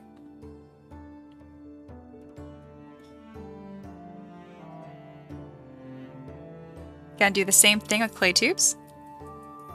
But this one is going to have a vertical flow instead of horizontal. And I'm not sure how I want to deal with this midsection part though. Like I don't think I want them coming to a straight line like this because I don't necessarily want this straight line from a sternum all the way down, you know? I mean, I can. There's probably nothing wrong with that. I just feel the need to avoid that. Because I feel like the V is a lot more interesting than just straight up and down, you know?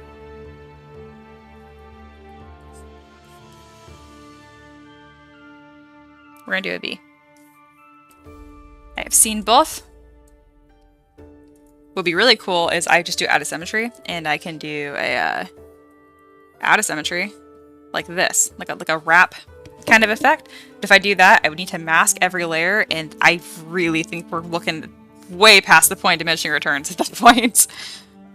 If this was like a boss, like he's like a cool, really cool little dude, then maybe I'd spend the time. Sorry, you're not cool enough.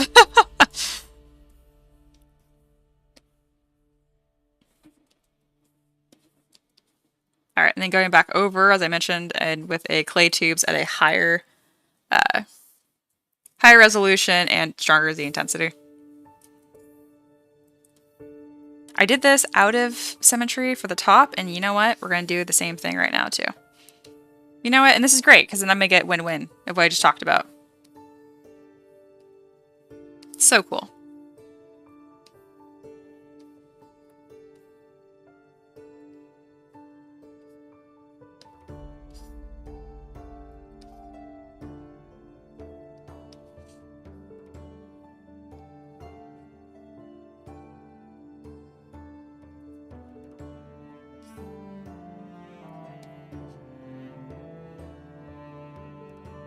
Just masking that line, so I stopped being so careful. I'm like trying to line it up, and I'm like, instead of doing that, how about I just, bam, mask it.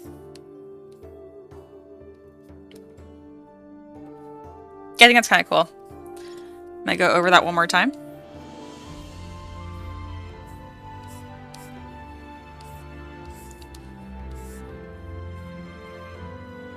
And we're back in symmetry, and we're gonna do the back really quick, and this isn't as important.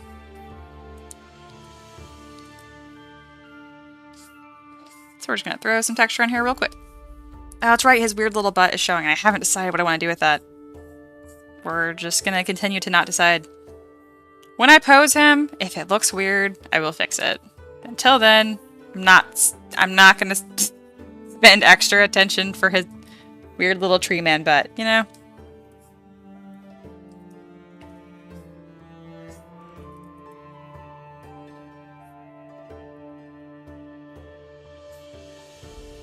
Alright, and then we're going to add that tertiary texture I talked about earlier.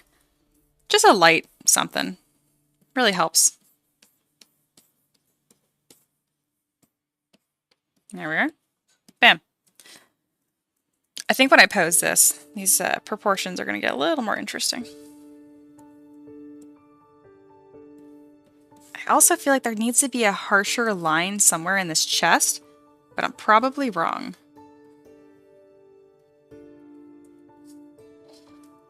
Yeah, I can't help it. We're gonna go up a little bit, kind of break the flow here. Out of symmetry, turn on damn standard pretty high. And we're gonna make some cuts in this model, also without poly paint, so I can really see what's going on.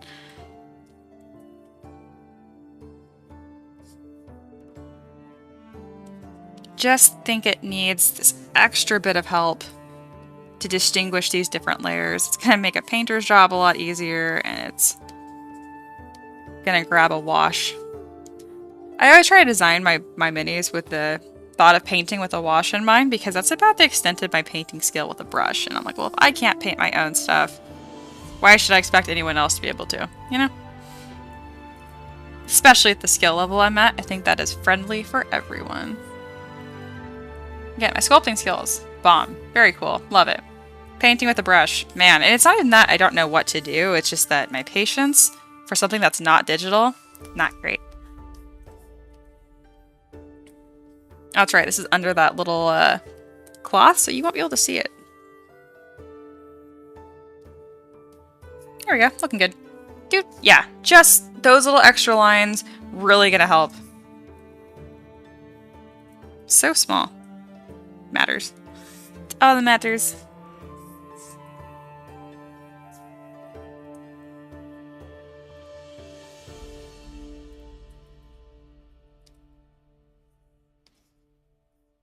Nice. I think I'm gonna give this like the same kind of treatment.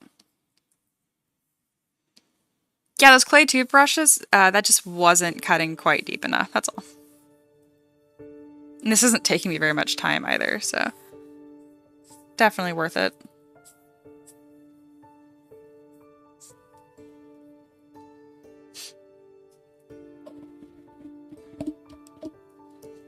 Alright, here says, I am here.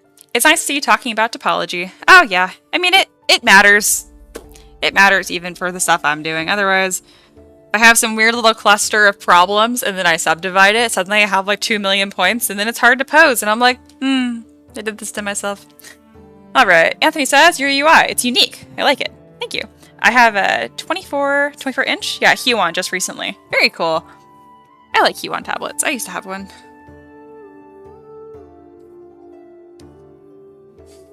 And yeah, I haven't seen people that have a UI like mine. It's just because I'm right-handed, and like if I'm going over to my subtools for something or over to this menu, I might as well grab a new brush on the way back. I just look at what the highest traffic area of my screen. That's really the only thought process behind that. Like stuff like this, I used to just subdivide, and it would just make a disaster. And I'm like, well, yeah, I don't know what I was expecting was gonna happen. It's better to have this, which is ugly, but at least it's a uniform, so I subdivided. I can actually do stuff with it. Crazy. Alright, so let's think about this wood texture again. I got a lot of green going on. I think that this section of his arm would be a nice spot to have it be wood again. Yeah.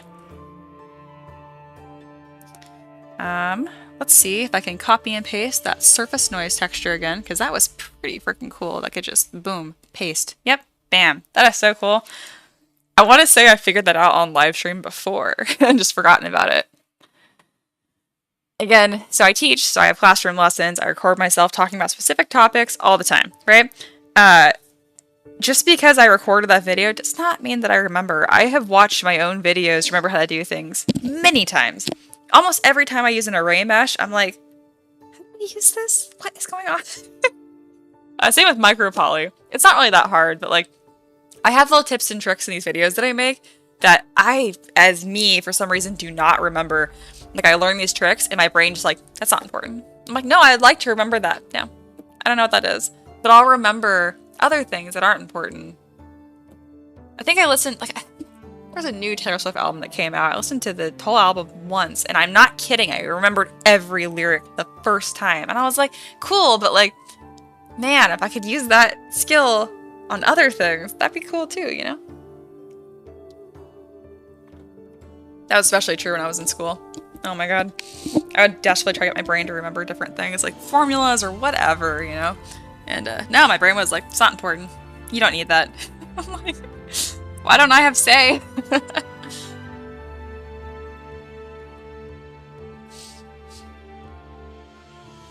Anthony mentions, thanks to the right customization, doing new menus and hotkeys. Yeah. All matters. It's good stuff. It's funny because my students will see my UI and be like, hey, that's really cool. I want that. And I do have my UI available to students, and then I see them use it. And if they're a brand new beginner, I forbid them from using my UI. I'm like, I mean, obviously, they can do whatever they want. I don't know what they're doing. But I strongly discourage, because, like, I feel like UI is, like, so personal, the way you want this flow and stuff. And I've remade this UI several times, you know, and mainly because I save over something stupid and I have to remake it. But anyway, you learn so much about where things belong and what you like and all kinds of stuff. Obviously, once I have students that have been working for a while and they're like, no, your UI just makes sense, I want that. I'm like, oh yeah, dude, go for it. No problem.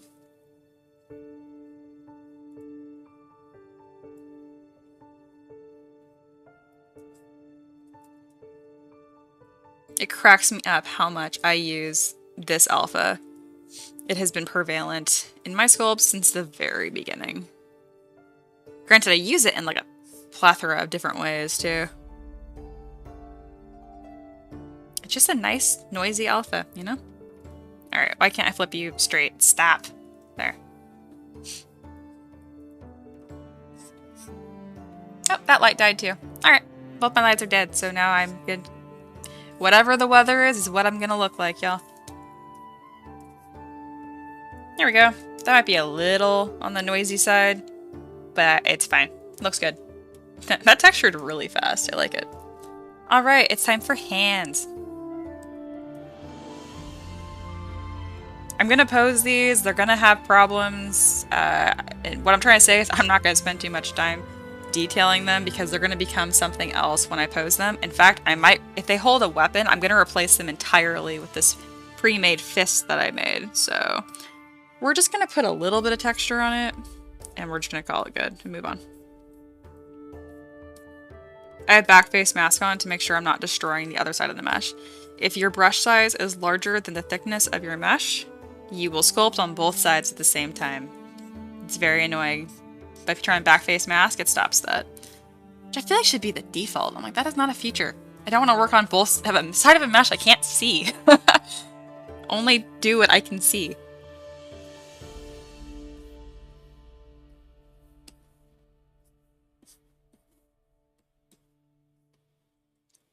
Alright, that's where the hands are at. We're going to poly paint it a little bit just to make it look a little nicer. Come on. Look different. There we go. Alright. Excellent. More coffee.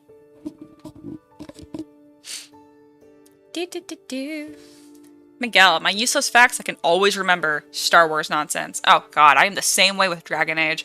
I know Dragon Age history and Dragon Age lore better than, like, US history. And, like, you could be, and people are like, oh yeah, well, I mean, just US history is boring. No, it's interesting. It really is. My brain just, like, not important. Not important. Do you use a keyboard, mini one, space mouse with the left hand? I use a keyboard, so I have my laptop open. Obviously, I cannot show that to you because my camera is on. It's part of my laptop. Anyway, I have my MacBook here, and I have my tablet here. Yeah. Yeah. Gosh, I'm sorry I keep rubbing my nose. Like, I don't know why it's doing this. I don't have a cold. Like, goodness. I think it's because it's really warm, or my room's really cold right now, and I have, like, blankets and layers on, so the only cold part of me is my face. It's making my nose run. Goodness. Okay. Okay, I really didn't push these secondary forms strong enough, and I'm kind of annoyed about it, but the design's really good, so it's fine. Like, what I'm trying to say is, like, the torso itself doesn't stand apart as, like, an interesting piece. It's, like, okay. If I went through and made these vines much more prevalent, that'd be nice. But I don't want to blanket the entire model at, like, look at me level of detail. And the way that it is right now, I think it's actually pretty good. I'm happy with it.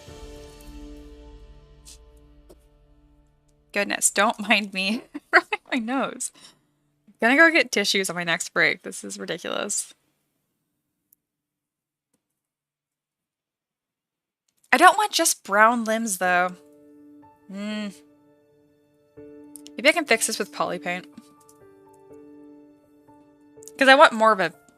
Now I don't have enough green. There. That wasn't hard. That wasn't hard at all. I can also make his little fingertips green again, and that's going to really add some balance to this. Yeah, there we go. That wasn't difficult at all. His eyes should glow more. We're going to do a super dark green first to add a okay, even darker. To get a sense of depth to his eyes. And then I'm going to do a super light green because I think little glowy green eyes would be cute. You know, it's like, that's spooky, Mia. No, he's adorable. I love it. I do like this little green tip detail. So I'm gonna add it to these too. Just a little nice touch. Yeah, that's nice. No, I'm not gonna add little leaves to him. I think it'd be cute, but I have that on so many of my models at this point. Like the little leaf decals, and I'm like, he can just be a little tree dude with no foliage.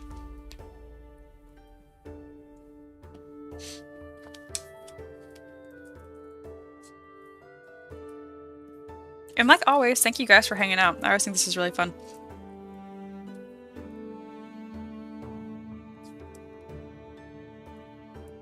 Yeah, what is this? I love that. Look at this double layer of something. We're just gonna Dynamesh it. How about that? Dude. Fixed. We're gonna Dynamesh it a little higher resolution so I don't lose that primary form as much. There we go. Less chaos.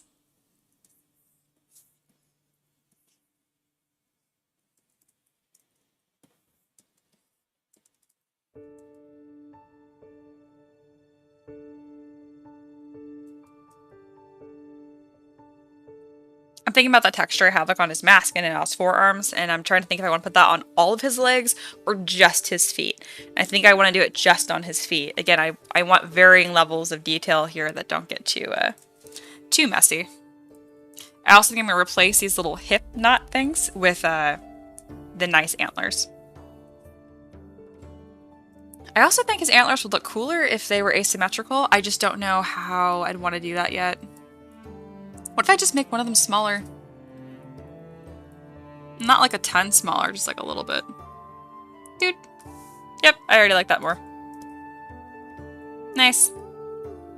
Alright, his side profile has, you know, he leaves things to be desired, but it's fine.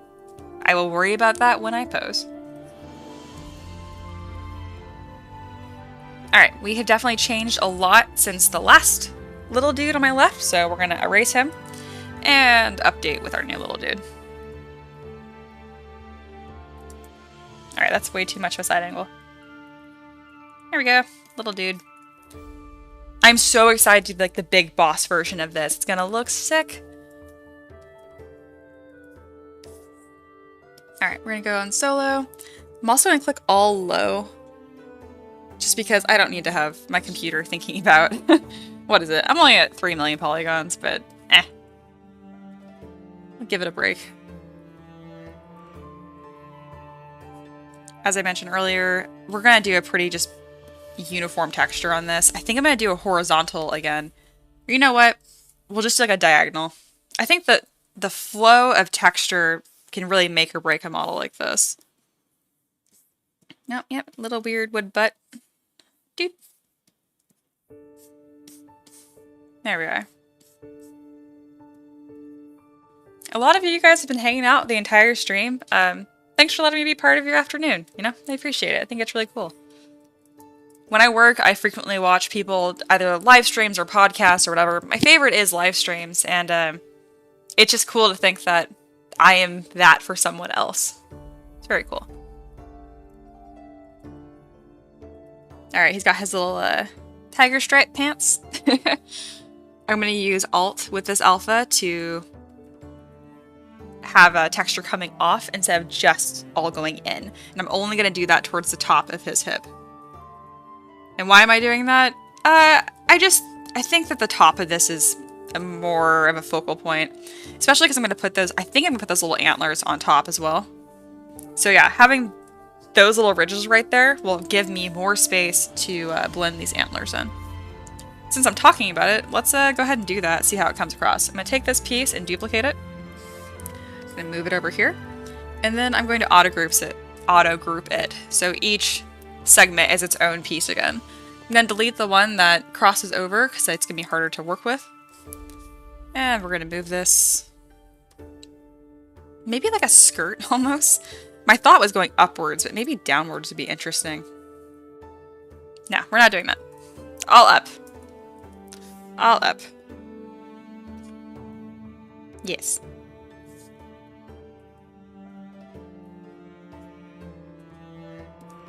In this detail, I will make symmetrical. This doesn't need to be asymmetric, and it will kind of help this weird indecisive area I have.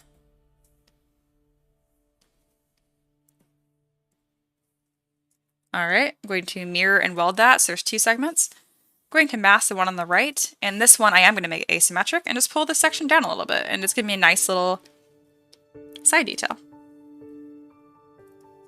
Oh, I really don't like this song. 1 second. Skip. Dude. There we go. I listen to a lot of lo-fi remixes, and every now and then they just have someone, like, aggressively rapping over the lo-fi mix. And, like, that's fine if you like rap, but, like, I am listening to remixes of Animal Crossing, stuff from Studio Ghibli. Like, I don't want you yelling at me. Like, what? It's so weird. It doesn't fit at all.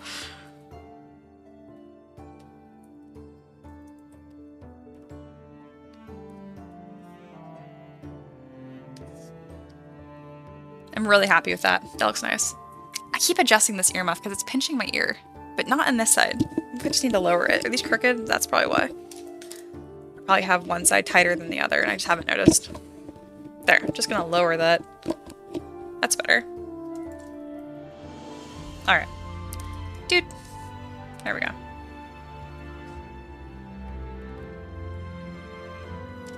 Miguel, whatever, nerd. Kidding. I don't remember what I said, but probably valid. Anthony says, I admire your ease of freedom you do during the process. I'm glad. Not sure what... Oh, I know what you're talking about. Man, I talk and then like I look at the chat like a minute later and I'm like, what? No, I appreciate your comment, I do. This is why I like to live stream. When I'm not on camera, I seriously work like twice as fast. And I fuck up my wrist like every time. Like I used to have a major issue with tendonitis or repetitive strain injury. It's pretty much the same problem. I talked to my doctor about it. I had a whole thing. And she was very sweet. She was like, okay, you probably just need to move slower. And I was like, what? And yeah, no, like I like frantic click when I'm not live streaming. I don't know why. I think it's because I'm limited by how fast my mouth is moving, like how much I talk. And when it's in my head, I can talk very quickly, obviously. So it really is a win-win for everyone. Is when you're talking about how you enjoy streaming. Not that I know anything about that, of course. Miguel also streams. He is great. If you guys don't know Miguel, it's probably because you don't know the 3D printing world. But his username, MZ4250, yeah, it's the same on YouTube. Literally just Google that if you don't know who he is, because you should. And Miguel's bomb. He's been doing this longer than I have, and he makes a ton of really cool free stuff. It's cool even if it wasn't free, though. It's cool because it's cool. Especially the stuff you've been making recently, Miguel. I think it's some really good stuff.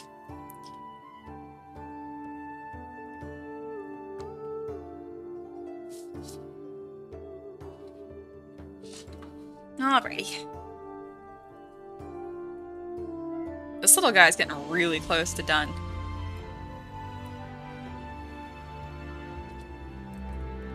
Probably about time to save, too.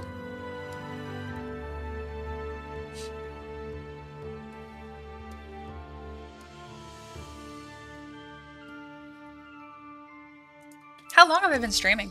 It has been 2 hours. This is usually when I stop streaming. But I'm just having a chill vibe. We're gonna keep going. I plan to finish this model on stream. Like, today. Alright, look at this cute topology. Oh yeah, I love that.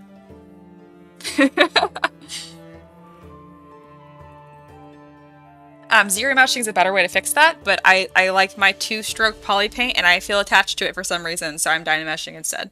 It really doesn't matter that much for what I'm doing. Not the topology, but whether or not I zero mesh or dynamesh.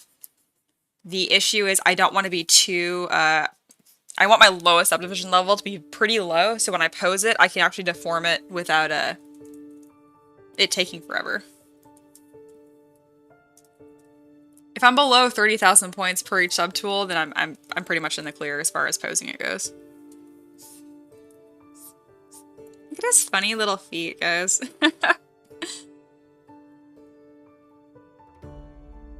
Alright, I'm gonna add that noise texture on here. Surface, noise, paste.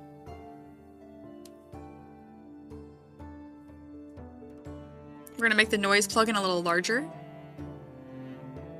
And then if I don't want it on the entire model, something else I can do is I can actually just apply a mask instead, which is really cool. Let's just talk about the water technique that I do. I'll mask by noise and then I will interact with the mask. See what I mean? Like I'll do this instead. But I don't need to do that. I like what it's doing. So we'll just click apply. Alright, it kind of made it look a little puffy, so we're gonna lower the intensity. There we go. And I'm gonna get rid of poly paint because I'm having a hard time seeing because his legs are really dark. So I'm gonna go with this neon green instead.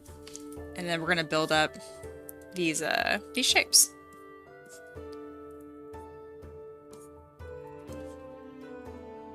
One day someone's gonna be like, stop using the alpha on everything. And my answer to that is no. It's exactly what I want it to look like.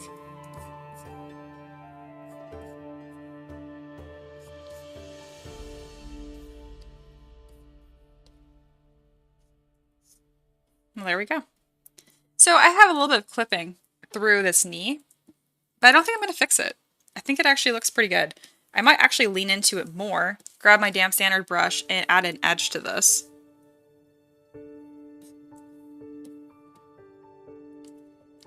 I just think it's neat. Yeah. Alright, let's do all high so I can see all of my delicious details. Where's all high? There it is.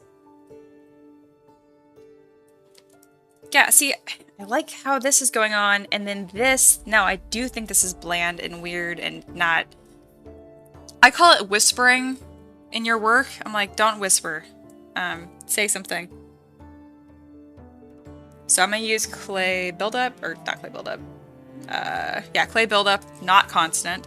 And then actually, like, really start dragging some of these shapes in there, or I will actually use this organic chisel brush. We'll see. Alright. Anthony says, I use a trackball as preferred than mouse. Cause scary cramp. Pro tip incoming.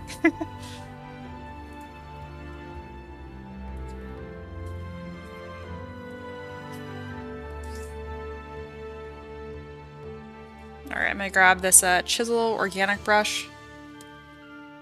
Has some nice little presets in it, because I just need to build more shapes on this. I don't like... I mean, I don't dislike it, but I want more. More. These are all gross. Like, literally, like, look like fleshy. I don't want that. But this, it looks like a little petal. Yeah, I can work with that. I think it'd be kind of cool to do that here. Maybe? Just because it's cool doesn't mean it fits the model, you know what I mean? No, I can work with this. This is neat.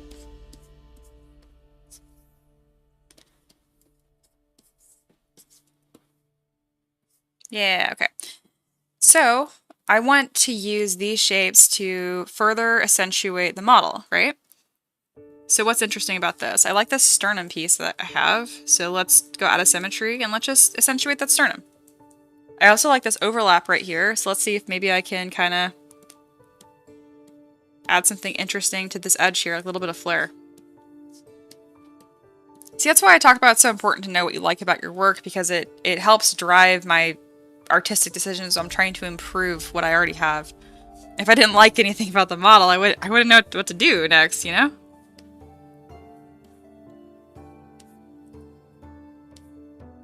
There we go. Look how much better that looks. Yeah, just a little something. I need to figure something out for this torso piece. I've been mumbling about this piece the most, design-wise, and I think it shows. You know, it's probably because this just isn't a focal point in the model, and like that's fine. But I just want to make sure it's not lagging behind the rest of the model. Might just add a little more scratches to it, and probably call that good.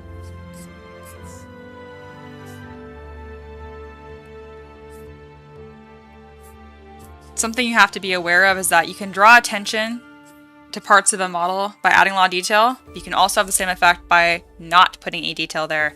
So you have to be very cognizant of your spread of detail and what's going on. Alright, yeah, he looks fun. He looks so good. Miguel's leaving to prep for a game. Thank you for hanging out. Have a great evening, too.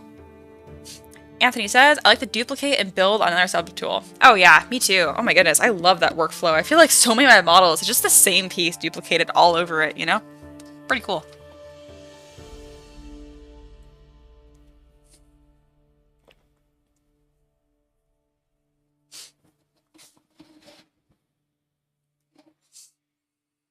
I'm really happy with this. If you've been hanging out, and whether you're lurking or you're chatting, you want to hang out again, make sure you subscribe so you actually find me again, because I live stream twice a week. I'd like to hang out with y'all again, too. And again, lurkers are my favorite. Y'all are my people. I do not... Obviously, I talk on my own stream and stuff, but, like, man...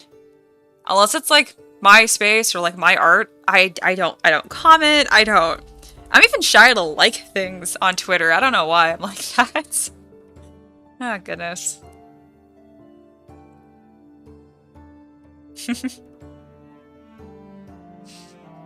Alright. I think the next step here is me posing. So let's go ahead and save this. And we'll be going into another speed sculpt. So let's see, here it says it's 9 a.m. here in Tokyo, so you get to work. Alright. I thought you were in California. You're in Tokyo in Japan now. How cool. Man. Well, have a good day at work. Bye. Alright, I'm gonna play this speed sculpt for y'all. It's gonna be cool. Again, if you have been lurking and looking up occasionally, now is a good time to look up, because it's gonna be cool. I love speed sculpts. I hope it's been export or saved this whole time. Otherwise, you're just gonna see the beginning part again, and that would make me sad. I might have paused it by accident. If not, you'll see the beginning part, which, if you weren't here for, will still be interesting. I might have clicked pause and not clicked resume again. I'm not sure. We'll see. Either way, I need a coffee break, so this works out perfect.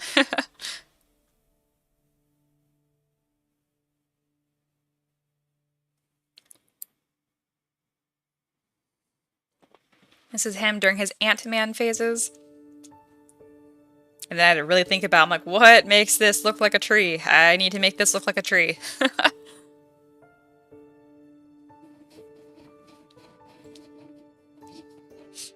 Which I think I was successful in, especially once I started putting more poly paint and gradients on it.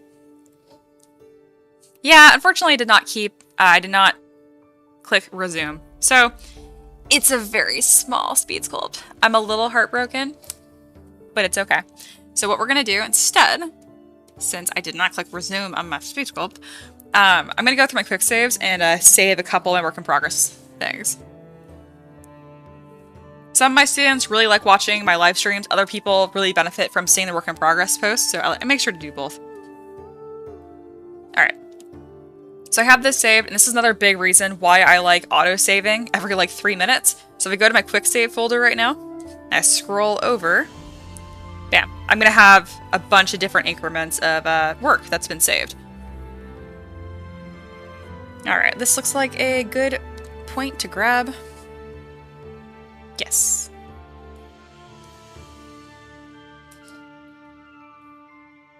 I also recommend keeping these work in progress things for yourself as well, just so you can kind of see how your work progresses and where you spend a lot of your time. Alright, that's a good point to grab. And this takes me like no time too, that's why I super recommend it. I want to grab this one too, because this is where I first added that shoulder piece and started kind of introducing that like a tree branch motif. Bam, there we go. And now I can make an interesting little commentary for my students about what's going on. I'm gonna grab one here too as the final. Bam.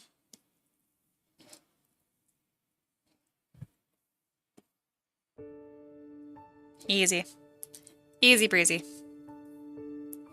I'm also going to save the CPR again, just as Spriggans base. And I'm doing that because I plan to do more than one pose for this. It's still not worth rigging it, but yeah. Oh, and I need to click 2. Put my face back on here. Do. Bam. Just making sure everything is where it should be.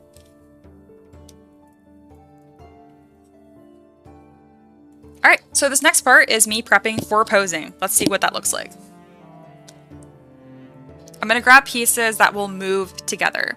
So my moss cape and that move together.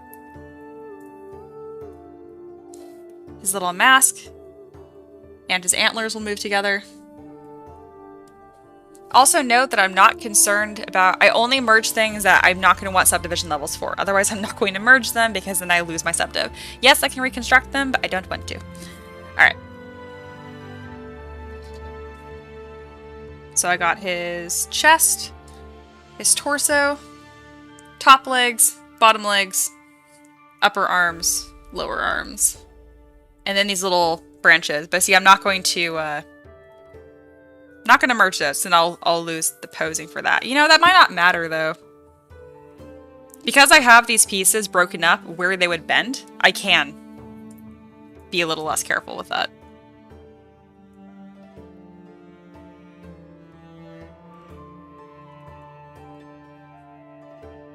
Also merge his head to his mask. There we go. Alright, we have all of our pieces and none of them are labeled. That's okay, I know what they all are. Again, I was so excited for folders in ZBrush, and then I have them and I never use them.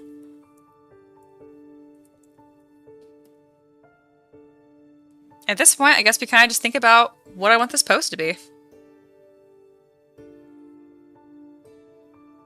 I think I want one to be like a classic fighting pose, but I do want one of them to be an unconventional pose. I'm almost thinking like a Betty Boop, like, oh no, like covering, like something really cute and like almost out of character, something unexpected. I like doing different models that give DM something to play with, you know?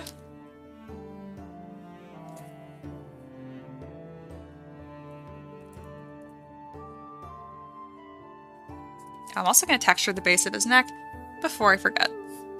Just really quick, really easy. There we go. Bam.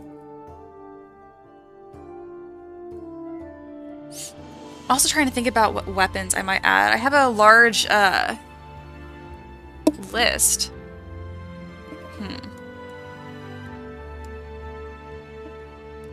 I have a really old shield I made a long time ago that would probably work well for this, actually.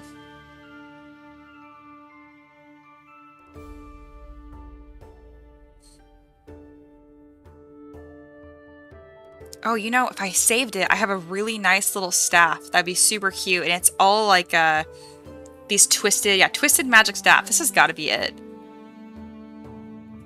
Let's see if I named my stuff in a way I can remember. Yeah, that is not the one I was thinking about, but it's cute. The staff is cute.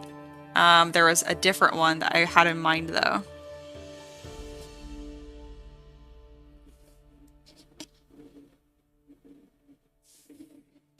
Oh, someone new's here. Hello. Division asks, how did you make this? Can all texturing be done in ZBrush? Yes. Yes, it can. I did all of this in ZBrush. So the stream is about 2 hours long. You can roll back to the beginning if you like. And this entire thing was done on screen. This one stream. Yeah. I mean, I had like a base mesh I started with. I started with this axolotl warriors that were super cute. And I used the base mesh from that. So it looks really cursed and really weird at certain points. But it's definitely worth looking at. It's worth noting that I designed for 3D printing. I polypaint for fun, so all the color is just done for fun. It's not done to be game asset ready, which is a different workflow. But you can do that in ZBrush and export texture maps. You can do all that stuff here too. But there's a reason why people don't generally in industry, and that's because there are more efficient workflows elsewhere. Alright, right now I am just importing weapons I have made previously that I know will complement this model well.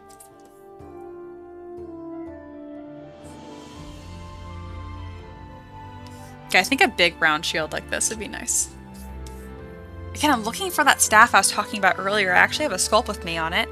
Sculpt With Me's are things I make for my students where I sculpt something start to finish within under 30 minutes. And the goal is they can watch it the first time, kind of learn, and then sculpt with me.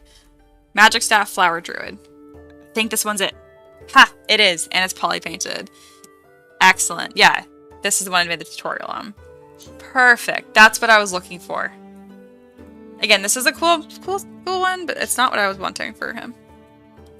Alright, so I will have one pose where he's using this magic staff. And I will have another where it is a classic sword and shield. So here's the shield that I will be using. I'm going to do some poly paint on this really quick, just so it matches the model.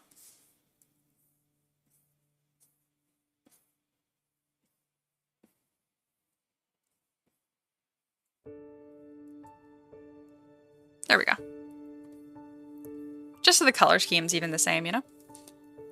And then I want to find a sword that will go well with this model. I'm not sure if I really have one because I want to look, you know, much more wood-like. Anthony adds, Shapeways allows an FBX file with textures, right? Sandstone? Not sure.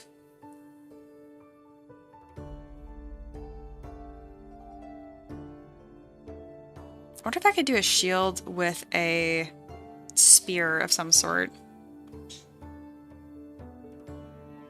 Weathered sword. That might work perfect for this, actually. Especially if I texture it accordingly. Yep, that's gonna work perfect. I made this a long time ago.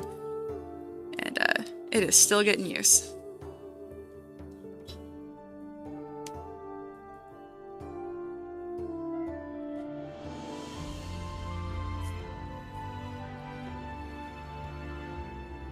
Alright, these are our weapon sets. I'm gonna do the first pose just with the staff. So I'm going to hide all those weapons first because I just don't need them. And then I'm going to look at things that are probably very high poly count but don't need to be. Because I merge a bunch of pieces together for this. Yeah, this is 1.4 million points right now, which is more than almost half of my entire poly count for the project. And I'm not going to be posing this in a way that deforms the model, so I can just decimate this to something that's much more manageable.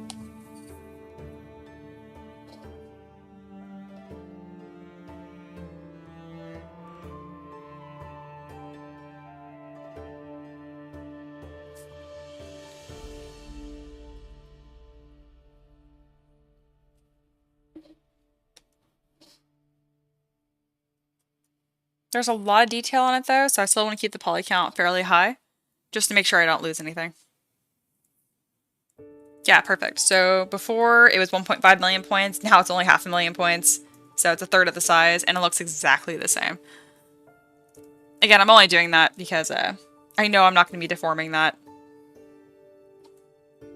I don't like my poly count getting too high for projects. Okay. I am going to take a 5-minute break, walk around, stretch my legs, that kind of stuff, and then I'll be right back. Thank you guys for hanging out. This has been a lot of fun.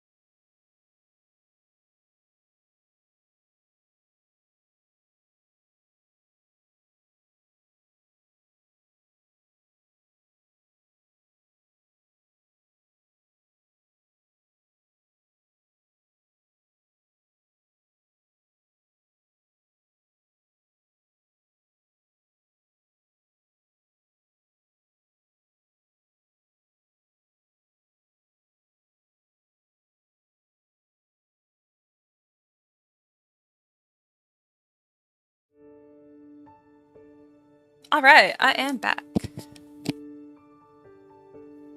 Okay, let's see what I missed. All right, Anthony says, does 3D have more time than 2D as is? I'm not sure what you're asking. Like more time, like takes more time? I saw the message retracted, but I think I saw it before. Like, I didn't mind your question, asking about AI art. I thought that was really interesting, actually. AI in the current state that it is kind of like it does have some actual artificial intelligence in it, but for the most part, it's just kit bashing like professional artist work, and it's pretty much more like to theft than it is like actually creating from information, you know? Would I use it for concept art? Oh, yeah, absolutely. I had no problem with that. So let me actually show you guys what I am referencing while I'm creating this little dude. Make my face bigger. And this is what I have on my iPad. This was my concept art. It looks nothing like what I did. That's fine. I have no issue with that.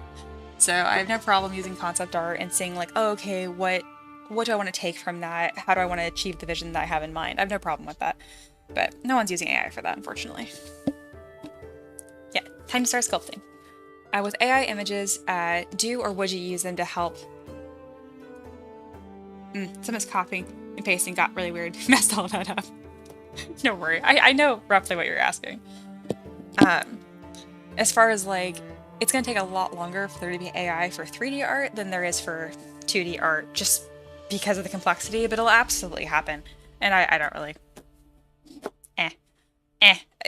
I'm going to keep doing what I do, so that's that. If that wasn't a very specific answer, just let me know a specific question and I'll try to answer it better. Okay. Let's pose this little dude.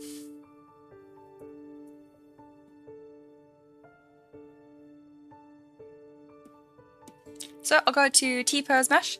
I do have a Xerosphere rig that I use for certain characters, but he doesn't need it. And then Division asks, oh, so you can freestyle your references to get better. Yeah, pretty much. I am huge about using references. My references just looks... when I end up a finished product, it looks nothing like my reference, so I never have to worry about it. That being said, I don't put my references on screen because I get a lot of people that jump into the stream and they'll just be like, your model looks different. I'm like, I know. It's not supposed to be a copy. Like, well, you're referencing it. I'm like, you don't know what a reference is. It drives me crazy. So I just don't share them. And that's just how I do that. I have so many students, though, that are like shy about using references. And I'm like, oh my goodness, use references. Look at how things look. I promise your head cannot hold all the information. Okay. I'm happy to answer questions. Keep asking. I'm going to switch to kind of like stream of consciousness talking about my process for right now. Okay, but first I'm going to sip of water.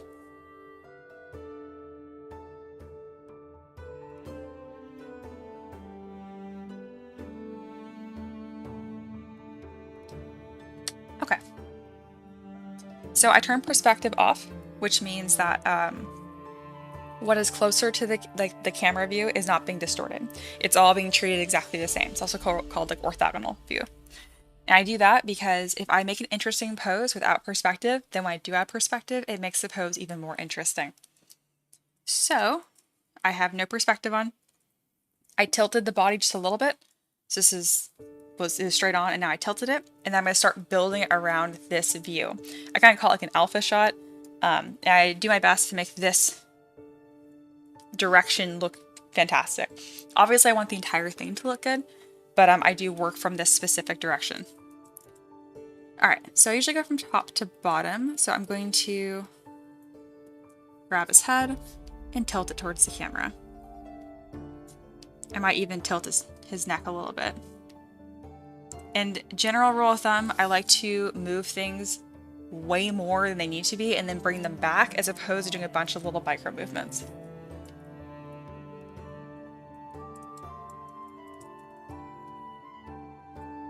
Usually I'm really big about having the hips and the shoulders on different planes. I don't mind if this model's a little stiffer just because it is like a tree man.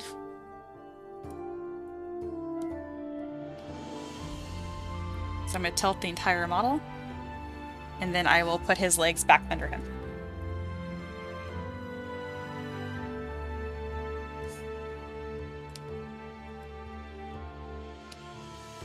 So I'm masking all the pieces that I need. Putting the 3D gizmo at the point that I'm going to be rotating.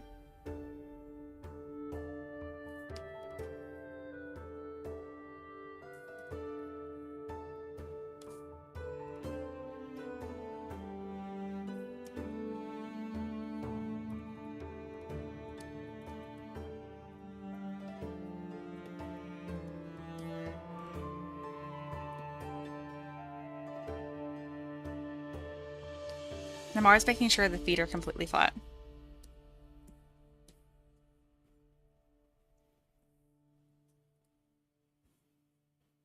And then Division has a question.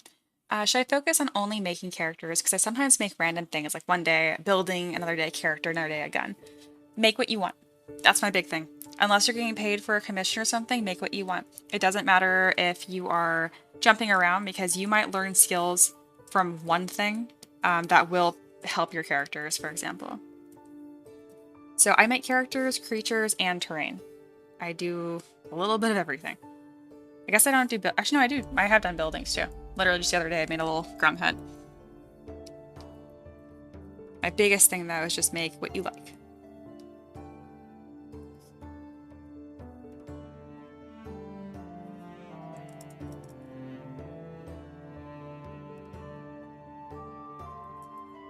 His legs are getting a little funny and a little crooked, so I'm gonna go back and pose this at the torso before I start messing with the legs, because I can kind of see this problem beginning.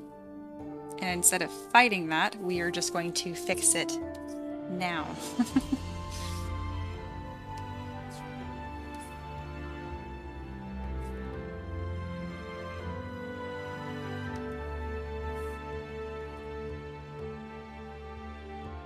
There we go. That was a much better way of doing that. I'm like, what am I doing? This is dumb.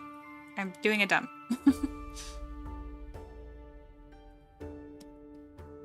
Yeah, because this leg is fine. That doesn't need to be changed or anything. And then I plan for this arm right here to be the one holding the spear. I guess not the spear. The, what's it called? Staff.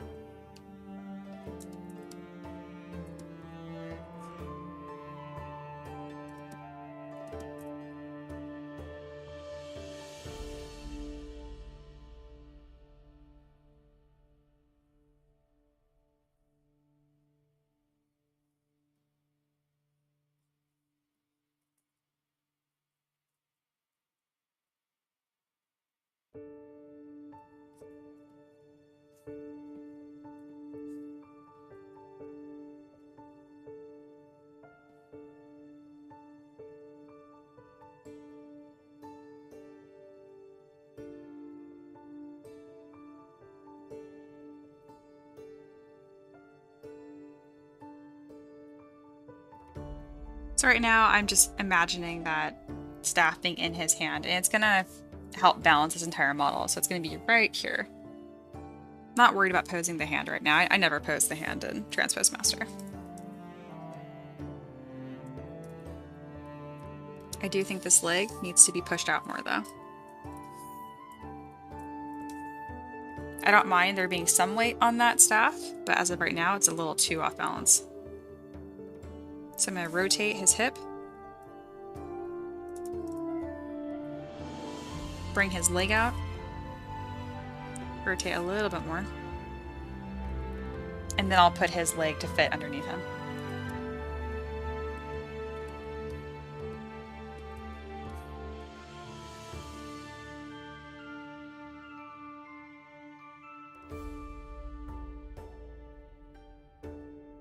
And then I will adjust his other leg similarly so that they're on the same plane again.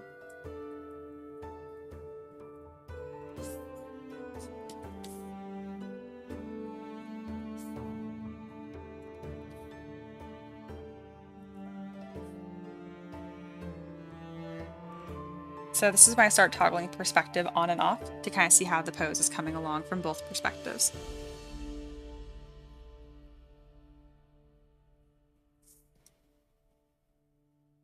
Yeah, I ended up just moving that leg up and it totally worked. Though I'm going to rotate his feet, just this one foot, out a little bit. There we go.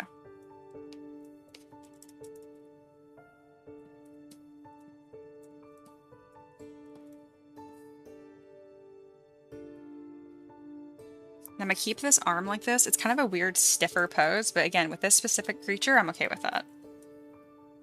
And then his head is tilted this way, but it might look better if I actually tilted it this way.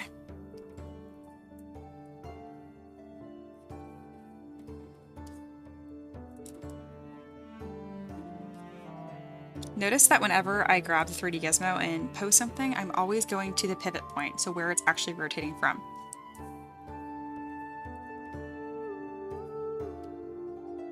Yeah, it does look better the other way. It kind of balances the model.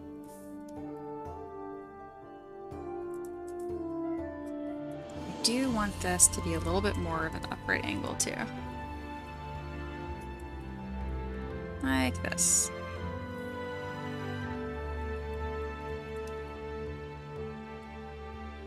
There we go. He looks a little stiff, a little awkward, and that's exactly what I want from this character, actually.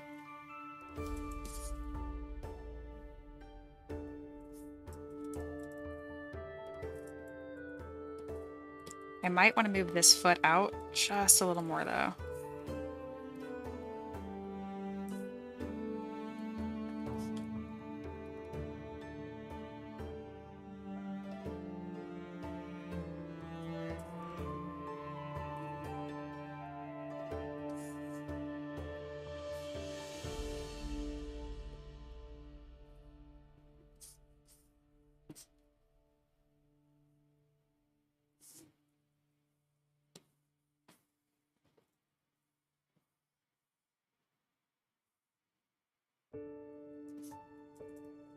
And there we go.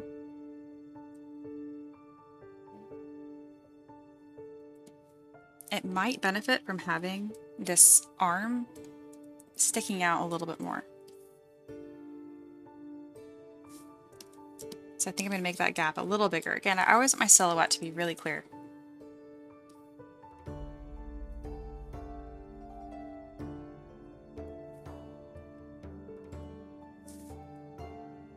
This pose is, I'm kind of leaning into it, making it a little more stiff, a little more odd, and I kind of like it.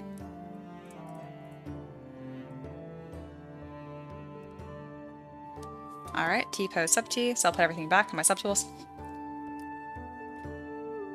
Anthony said, I can't remember another mask pose is fluid. Yours to the tops. And then Division says, can I share something that I made?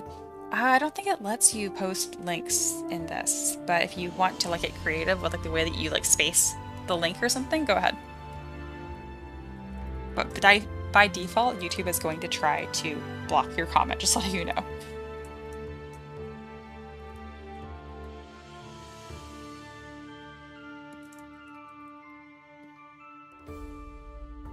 Alright, turning off perspective, and we're going to fit this really pretty little staff into his hand.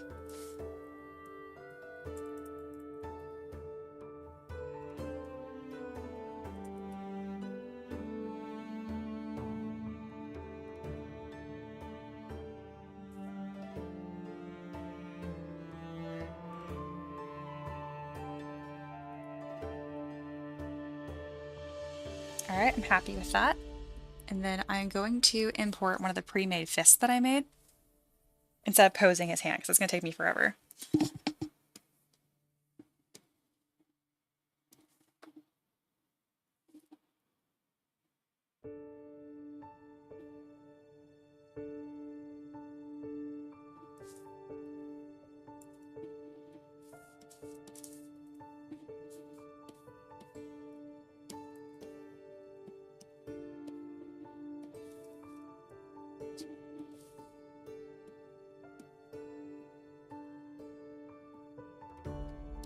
And then I will texture this to match the rest of the model.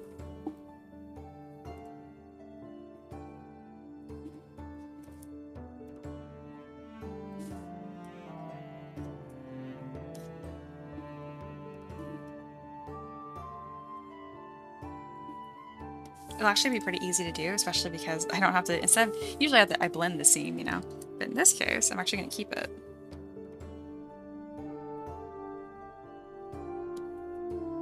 Alright, I'm going to have the original hand showing again, and the trick that I do is I line up the knuckles. So the knuckles are right here, the originals are actually right here, not just because it's like, it's not a perfect human hand, it's humanoid. So I will grab this deformer, and then I will stretch it to match, and then I'll actually get a very similar shape. Go ahead and hide that, and then we're going to kind of move this hand around to fit. Not too much, I can also move the staff to fit.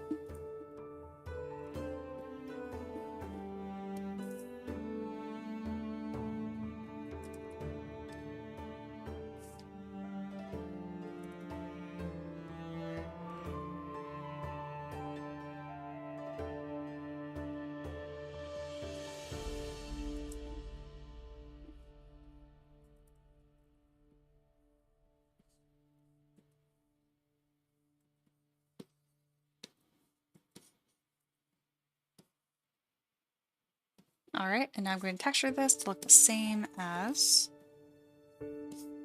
the other one.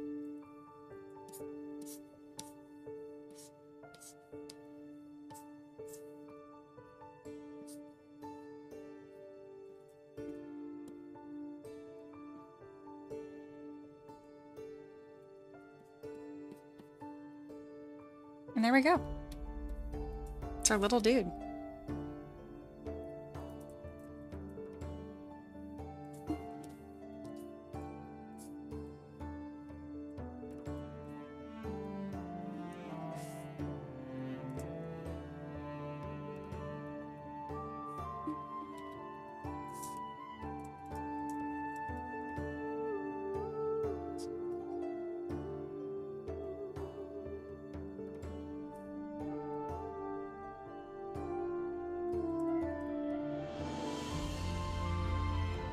And given the nature of the model, I actually don't have to reconstruct the elbows or knees or anything like that.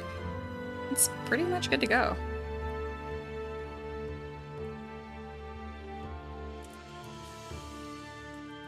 Right now I'm just fitting these hip pieces to him a little better.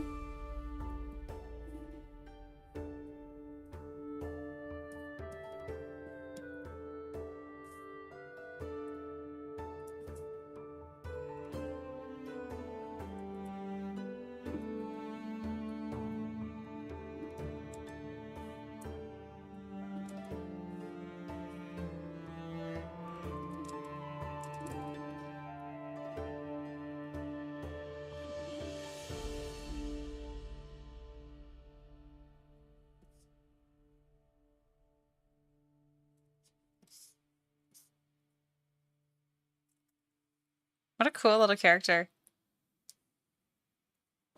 I'm really glad this is all in the same stream too. I feel like it's easier to follow.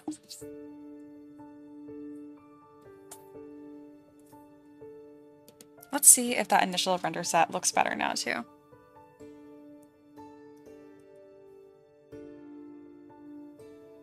Yes, that looks much better. Very nice. What a cool little dude. Oh, I love that. It's so cute.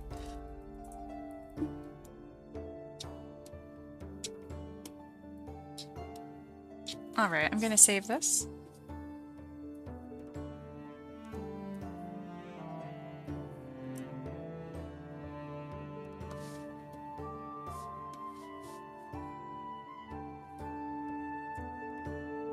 I'll label this one Druid, and I'm gonna try to make another one from this pose that has the sword and shield right now too. And Anthony asks, will you give a render? As far as like making a render on screen, yes, just like this. As far as putting it into Keyshot and making something really nice and fancy, no, I'm not gonna do that on stream.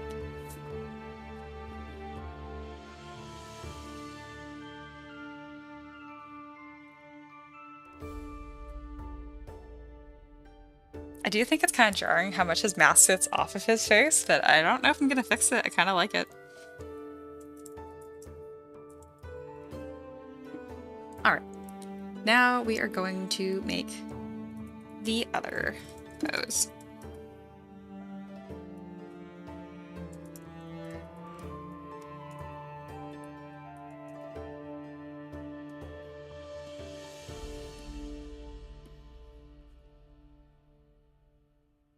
Something I like to do when making multiple poses is that I just make the first one, and then I mirror the whole thing, and then just make tweaks from there, and usually it makes it quite different.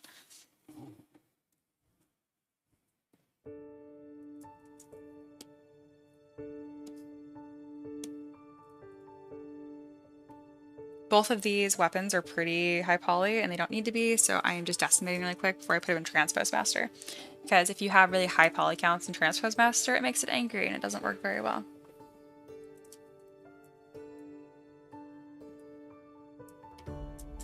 Alright. Let's stick this back in Transpose Master, see what we get.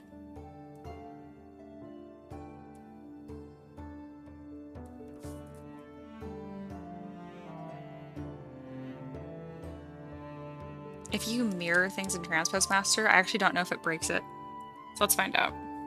I mirrored the entire thing, and now I'm going to put it back, and let's see if that works. Sometimes it turns into a mess.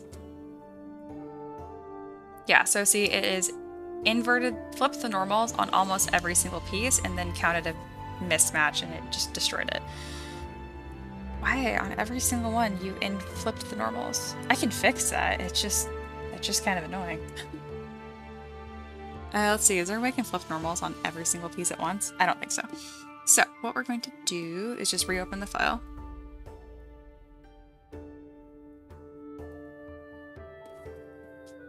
There we go. Got our little dude again.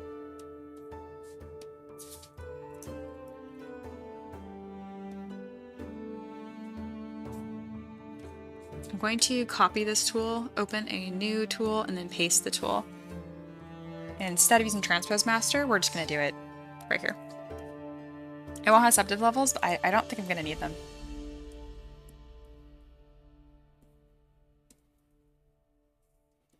Alright, so we're actually going to merge everything.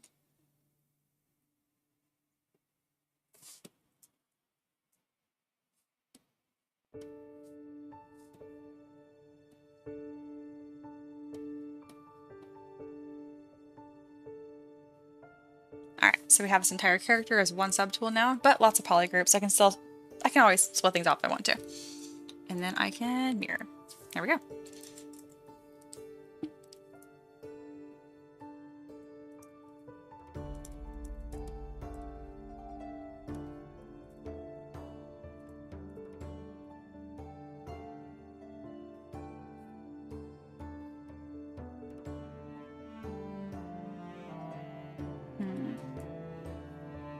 Thinking of a more defensive pose. Something more like this, and like the shield is what's facing out. Turning off perspective, and let's move this around.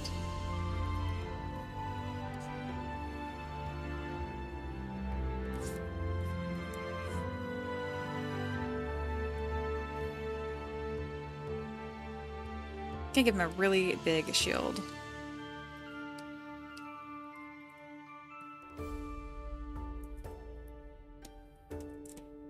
I have this weird like little handle on here. It's not doing anyone any favors, so I'm just gonna trim dynamic and just cut it off. I'm sure it made sense in the original model I made this for, which I hardly remember.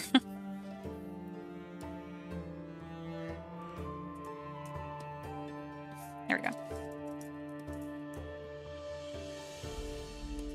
I don't think I'm going to need this hand either. So we're just going to delete it. I'm going to grab this fist, split, duplicate, and mirror. I'm going to fit that on the other side.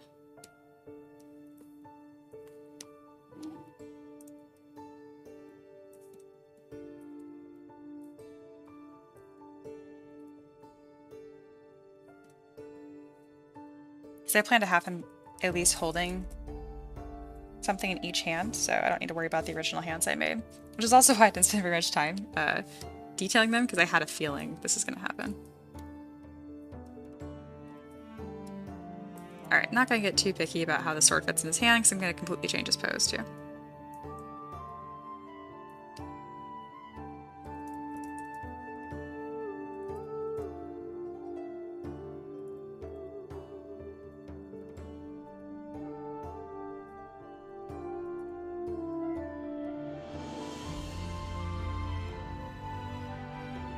So right now I'm just looking at the model and kind of thinking about what I want to do next.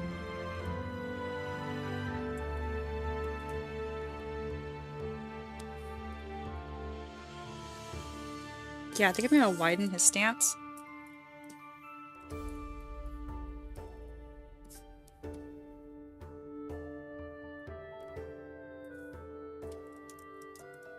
Maybe even bend the model so it's more of a crouch too.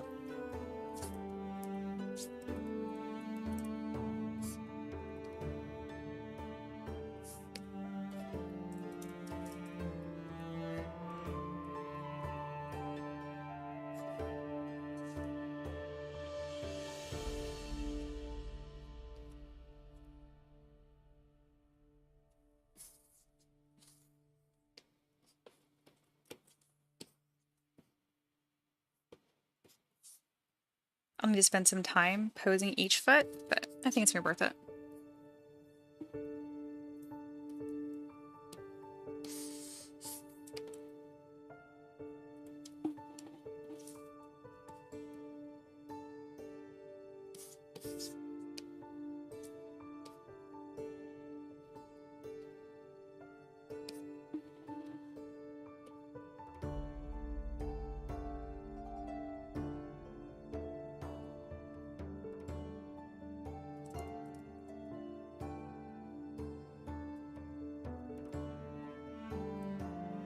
Alright, I have the model more, his legs are more bent.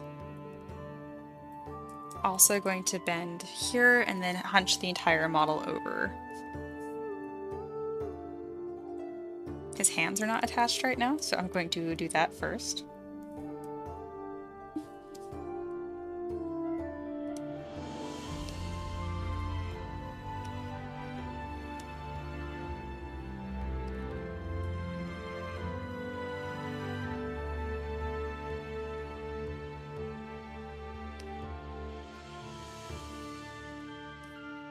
Alright, and then grab somewhere around his waist and then bend the whole model.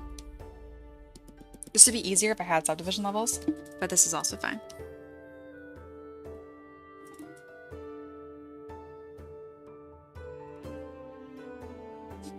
Anthony says you're on a whole different level of speed. Are you 8 hours a day? I go after a while and need to for. I probably work 4 hours a day. Usually like 2 hours sculpting. This is a longer sculpting day for me.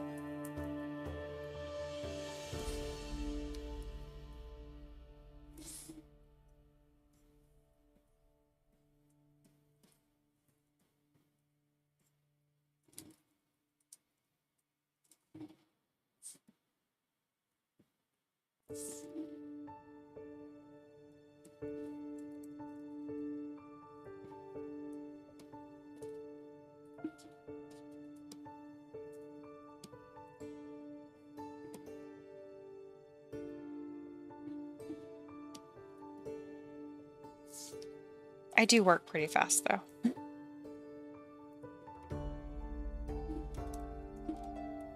This is my third or fourth year doing this. You pick up some tricks.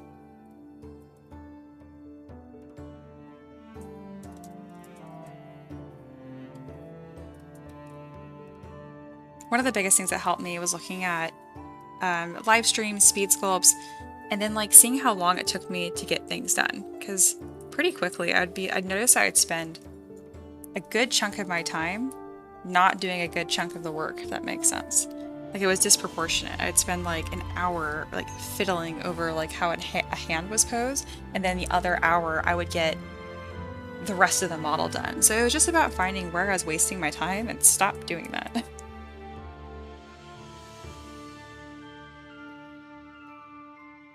So right now I'm revisiting the other pose, kind of seeing what he looks like, and making sure this other model feels similar.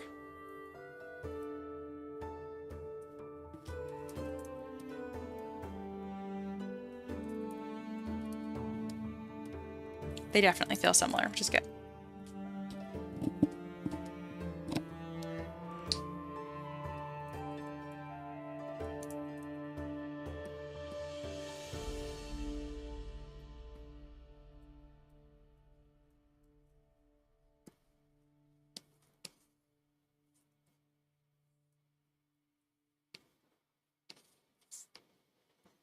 think I'm gonna have maybe the sword in this hand and the shield in the other.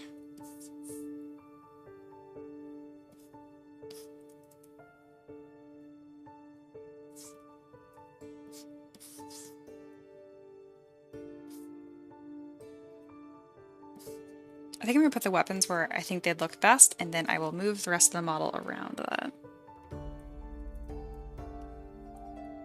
Yeah, I want this shield to be kind of up in front. I want it to be very, very clear this is like a defensive model, not like an aggressive attacking model.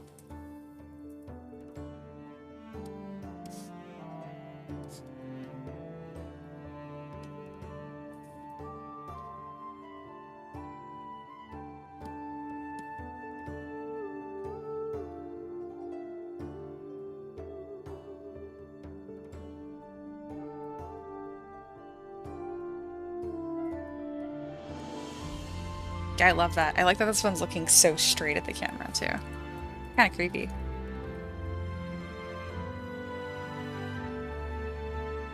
Alright, this arm needs to be fixed. Other than that, probably about done.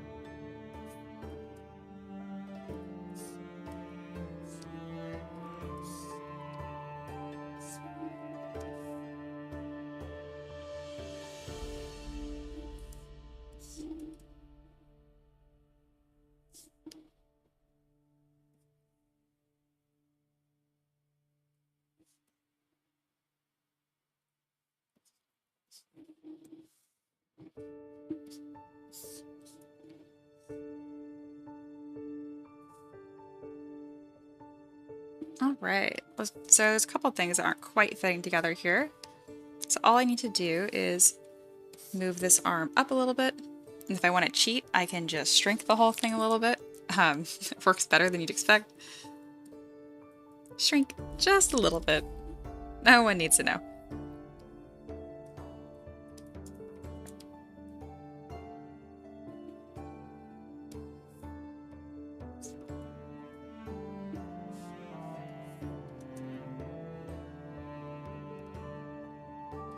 And I'm gonna put a little handle.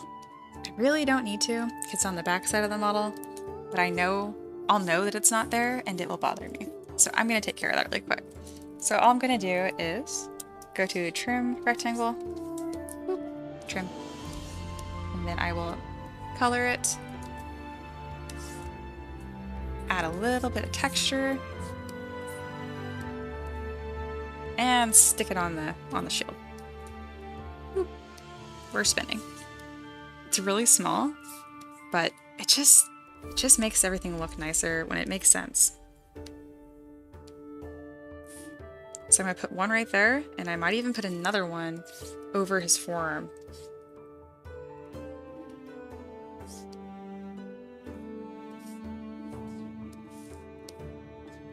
Right here.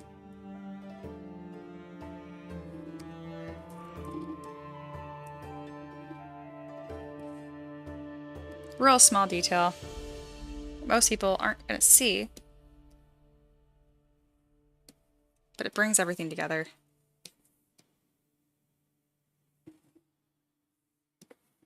I will also go through and I will move some of the shield to fit the model a little better.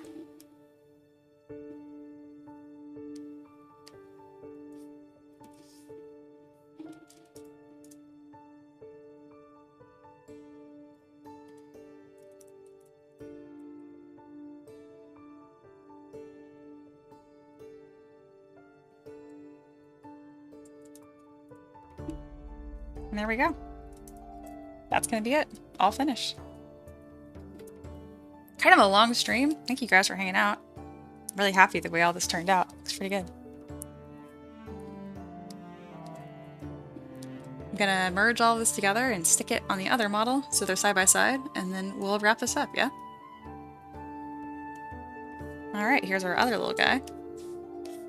I'll just go ahead and append the second version I made. Boop.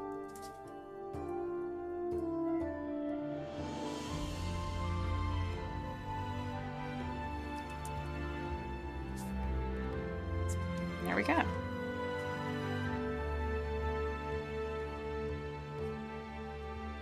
gonna go ahead and put a black background on this. Put a nice render. And there we go. And that's how you make two cool little tree dudes in 3 hours. Or 4 hours, how long it's been. I don't know. Looks like we're on 3 hours on the dot. Sick. I'm super happy with these. This was really fun to do. Alright, well, I think that's pretty much a wrap. The 3D printable models will be available at my Patreon. And to whatever Kickstarter backers that backed this project, but you can't do that anymore, so Patreon only. And if you want to learn how to 3D sculpt, I'd love to teach you. I'll have both Patreon links hanging out on the end card screen for this. But thank you guys so much for hanging out. This was a lot of fun. I'll see you some other time. Bye.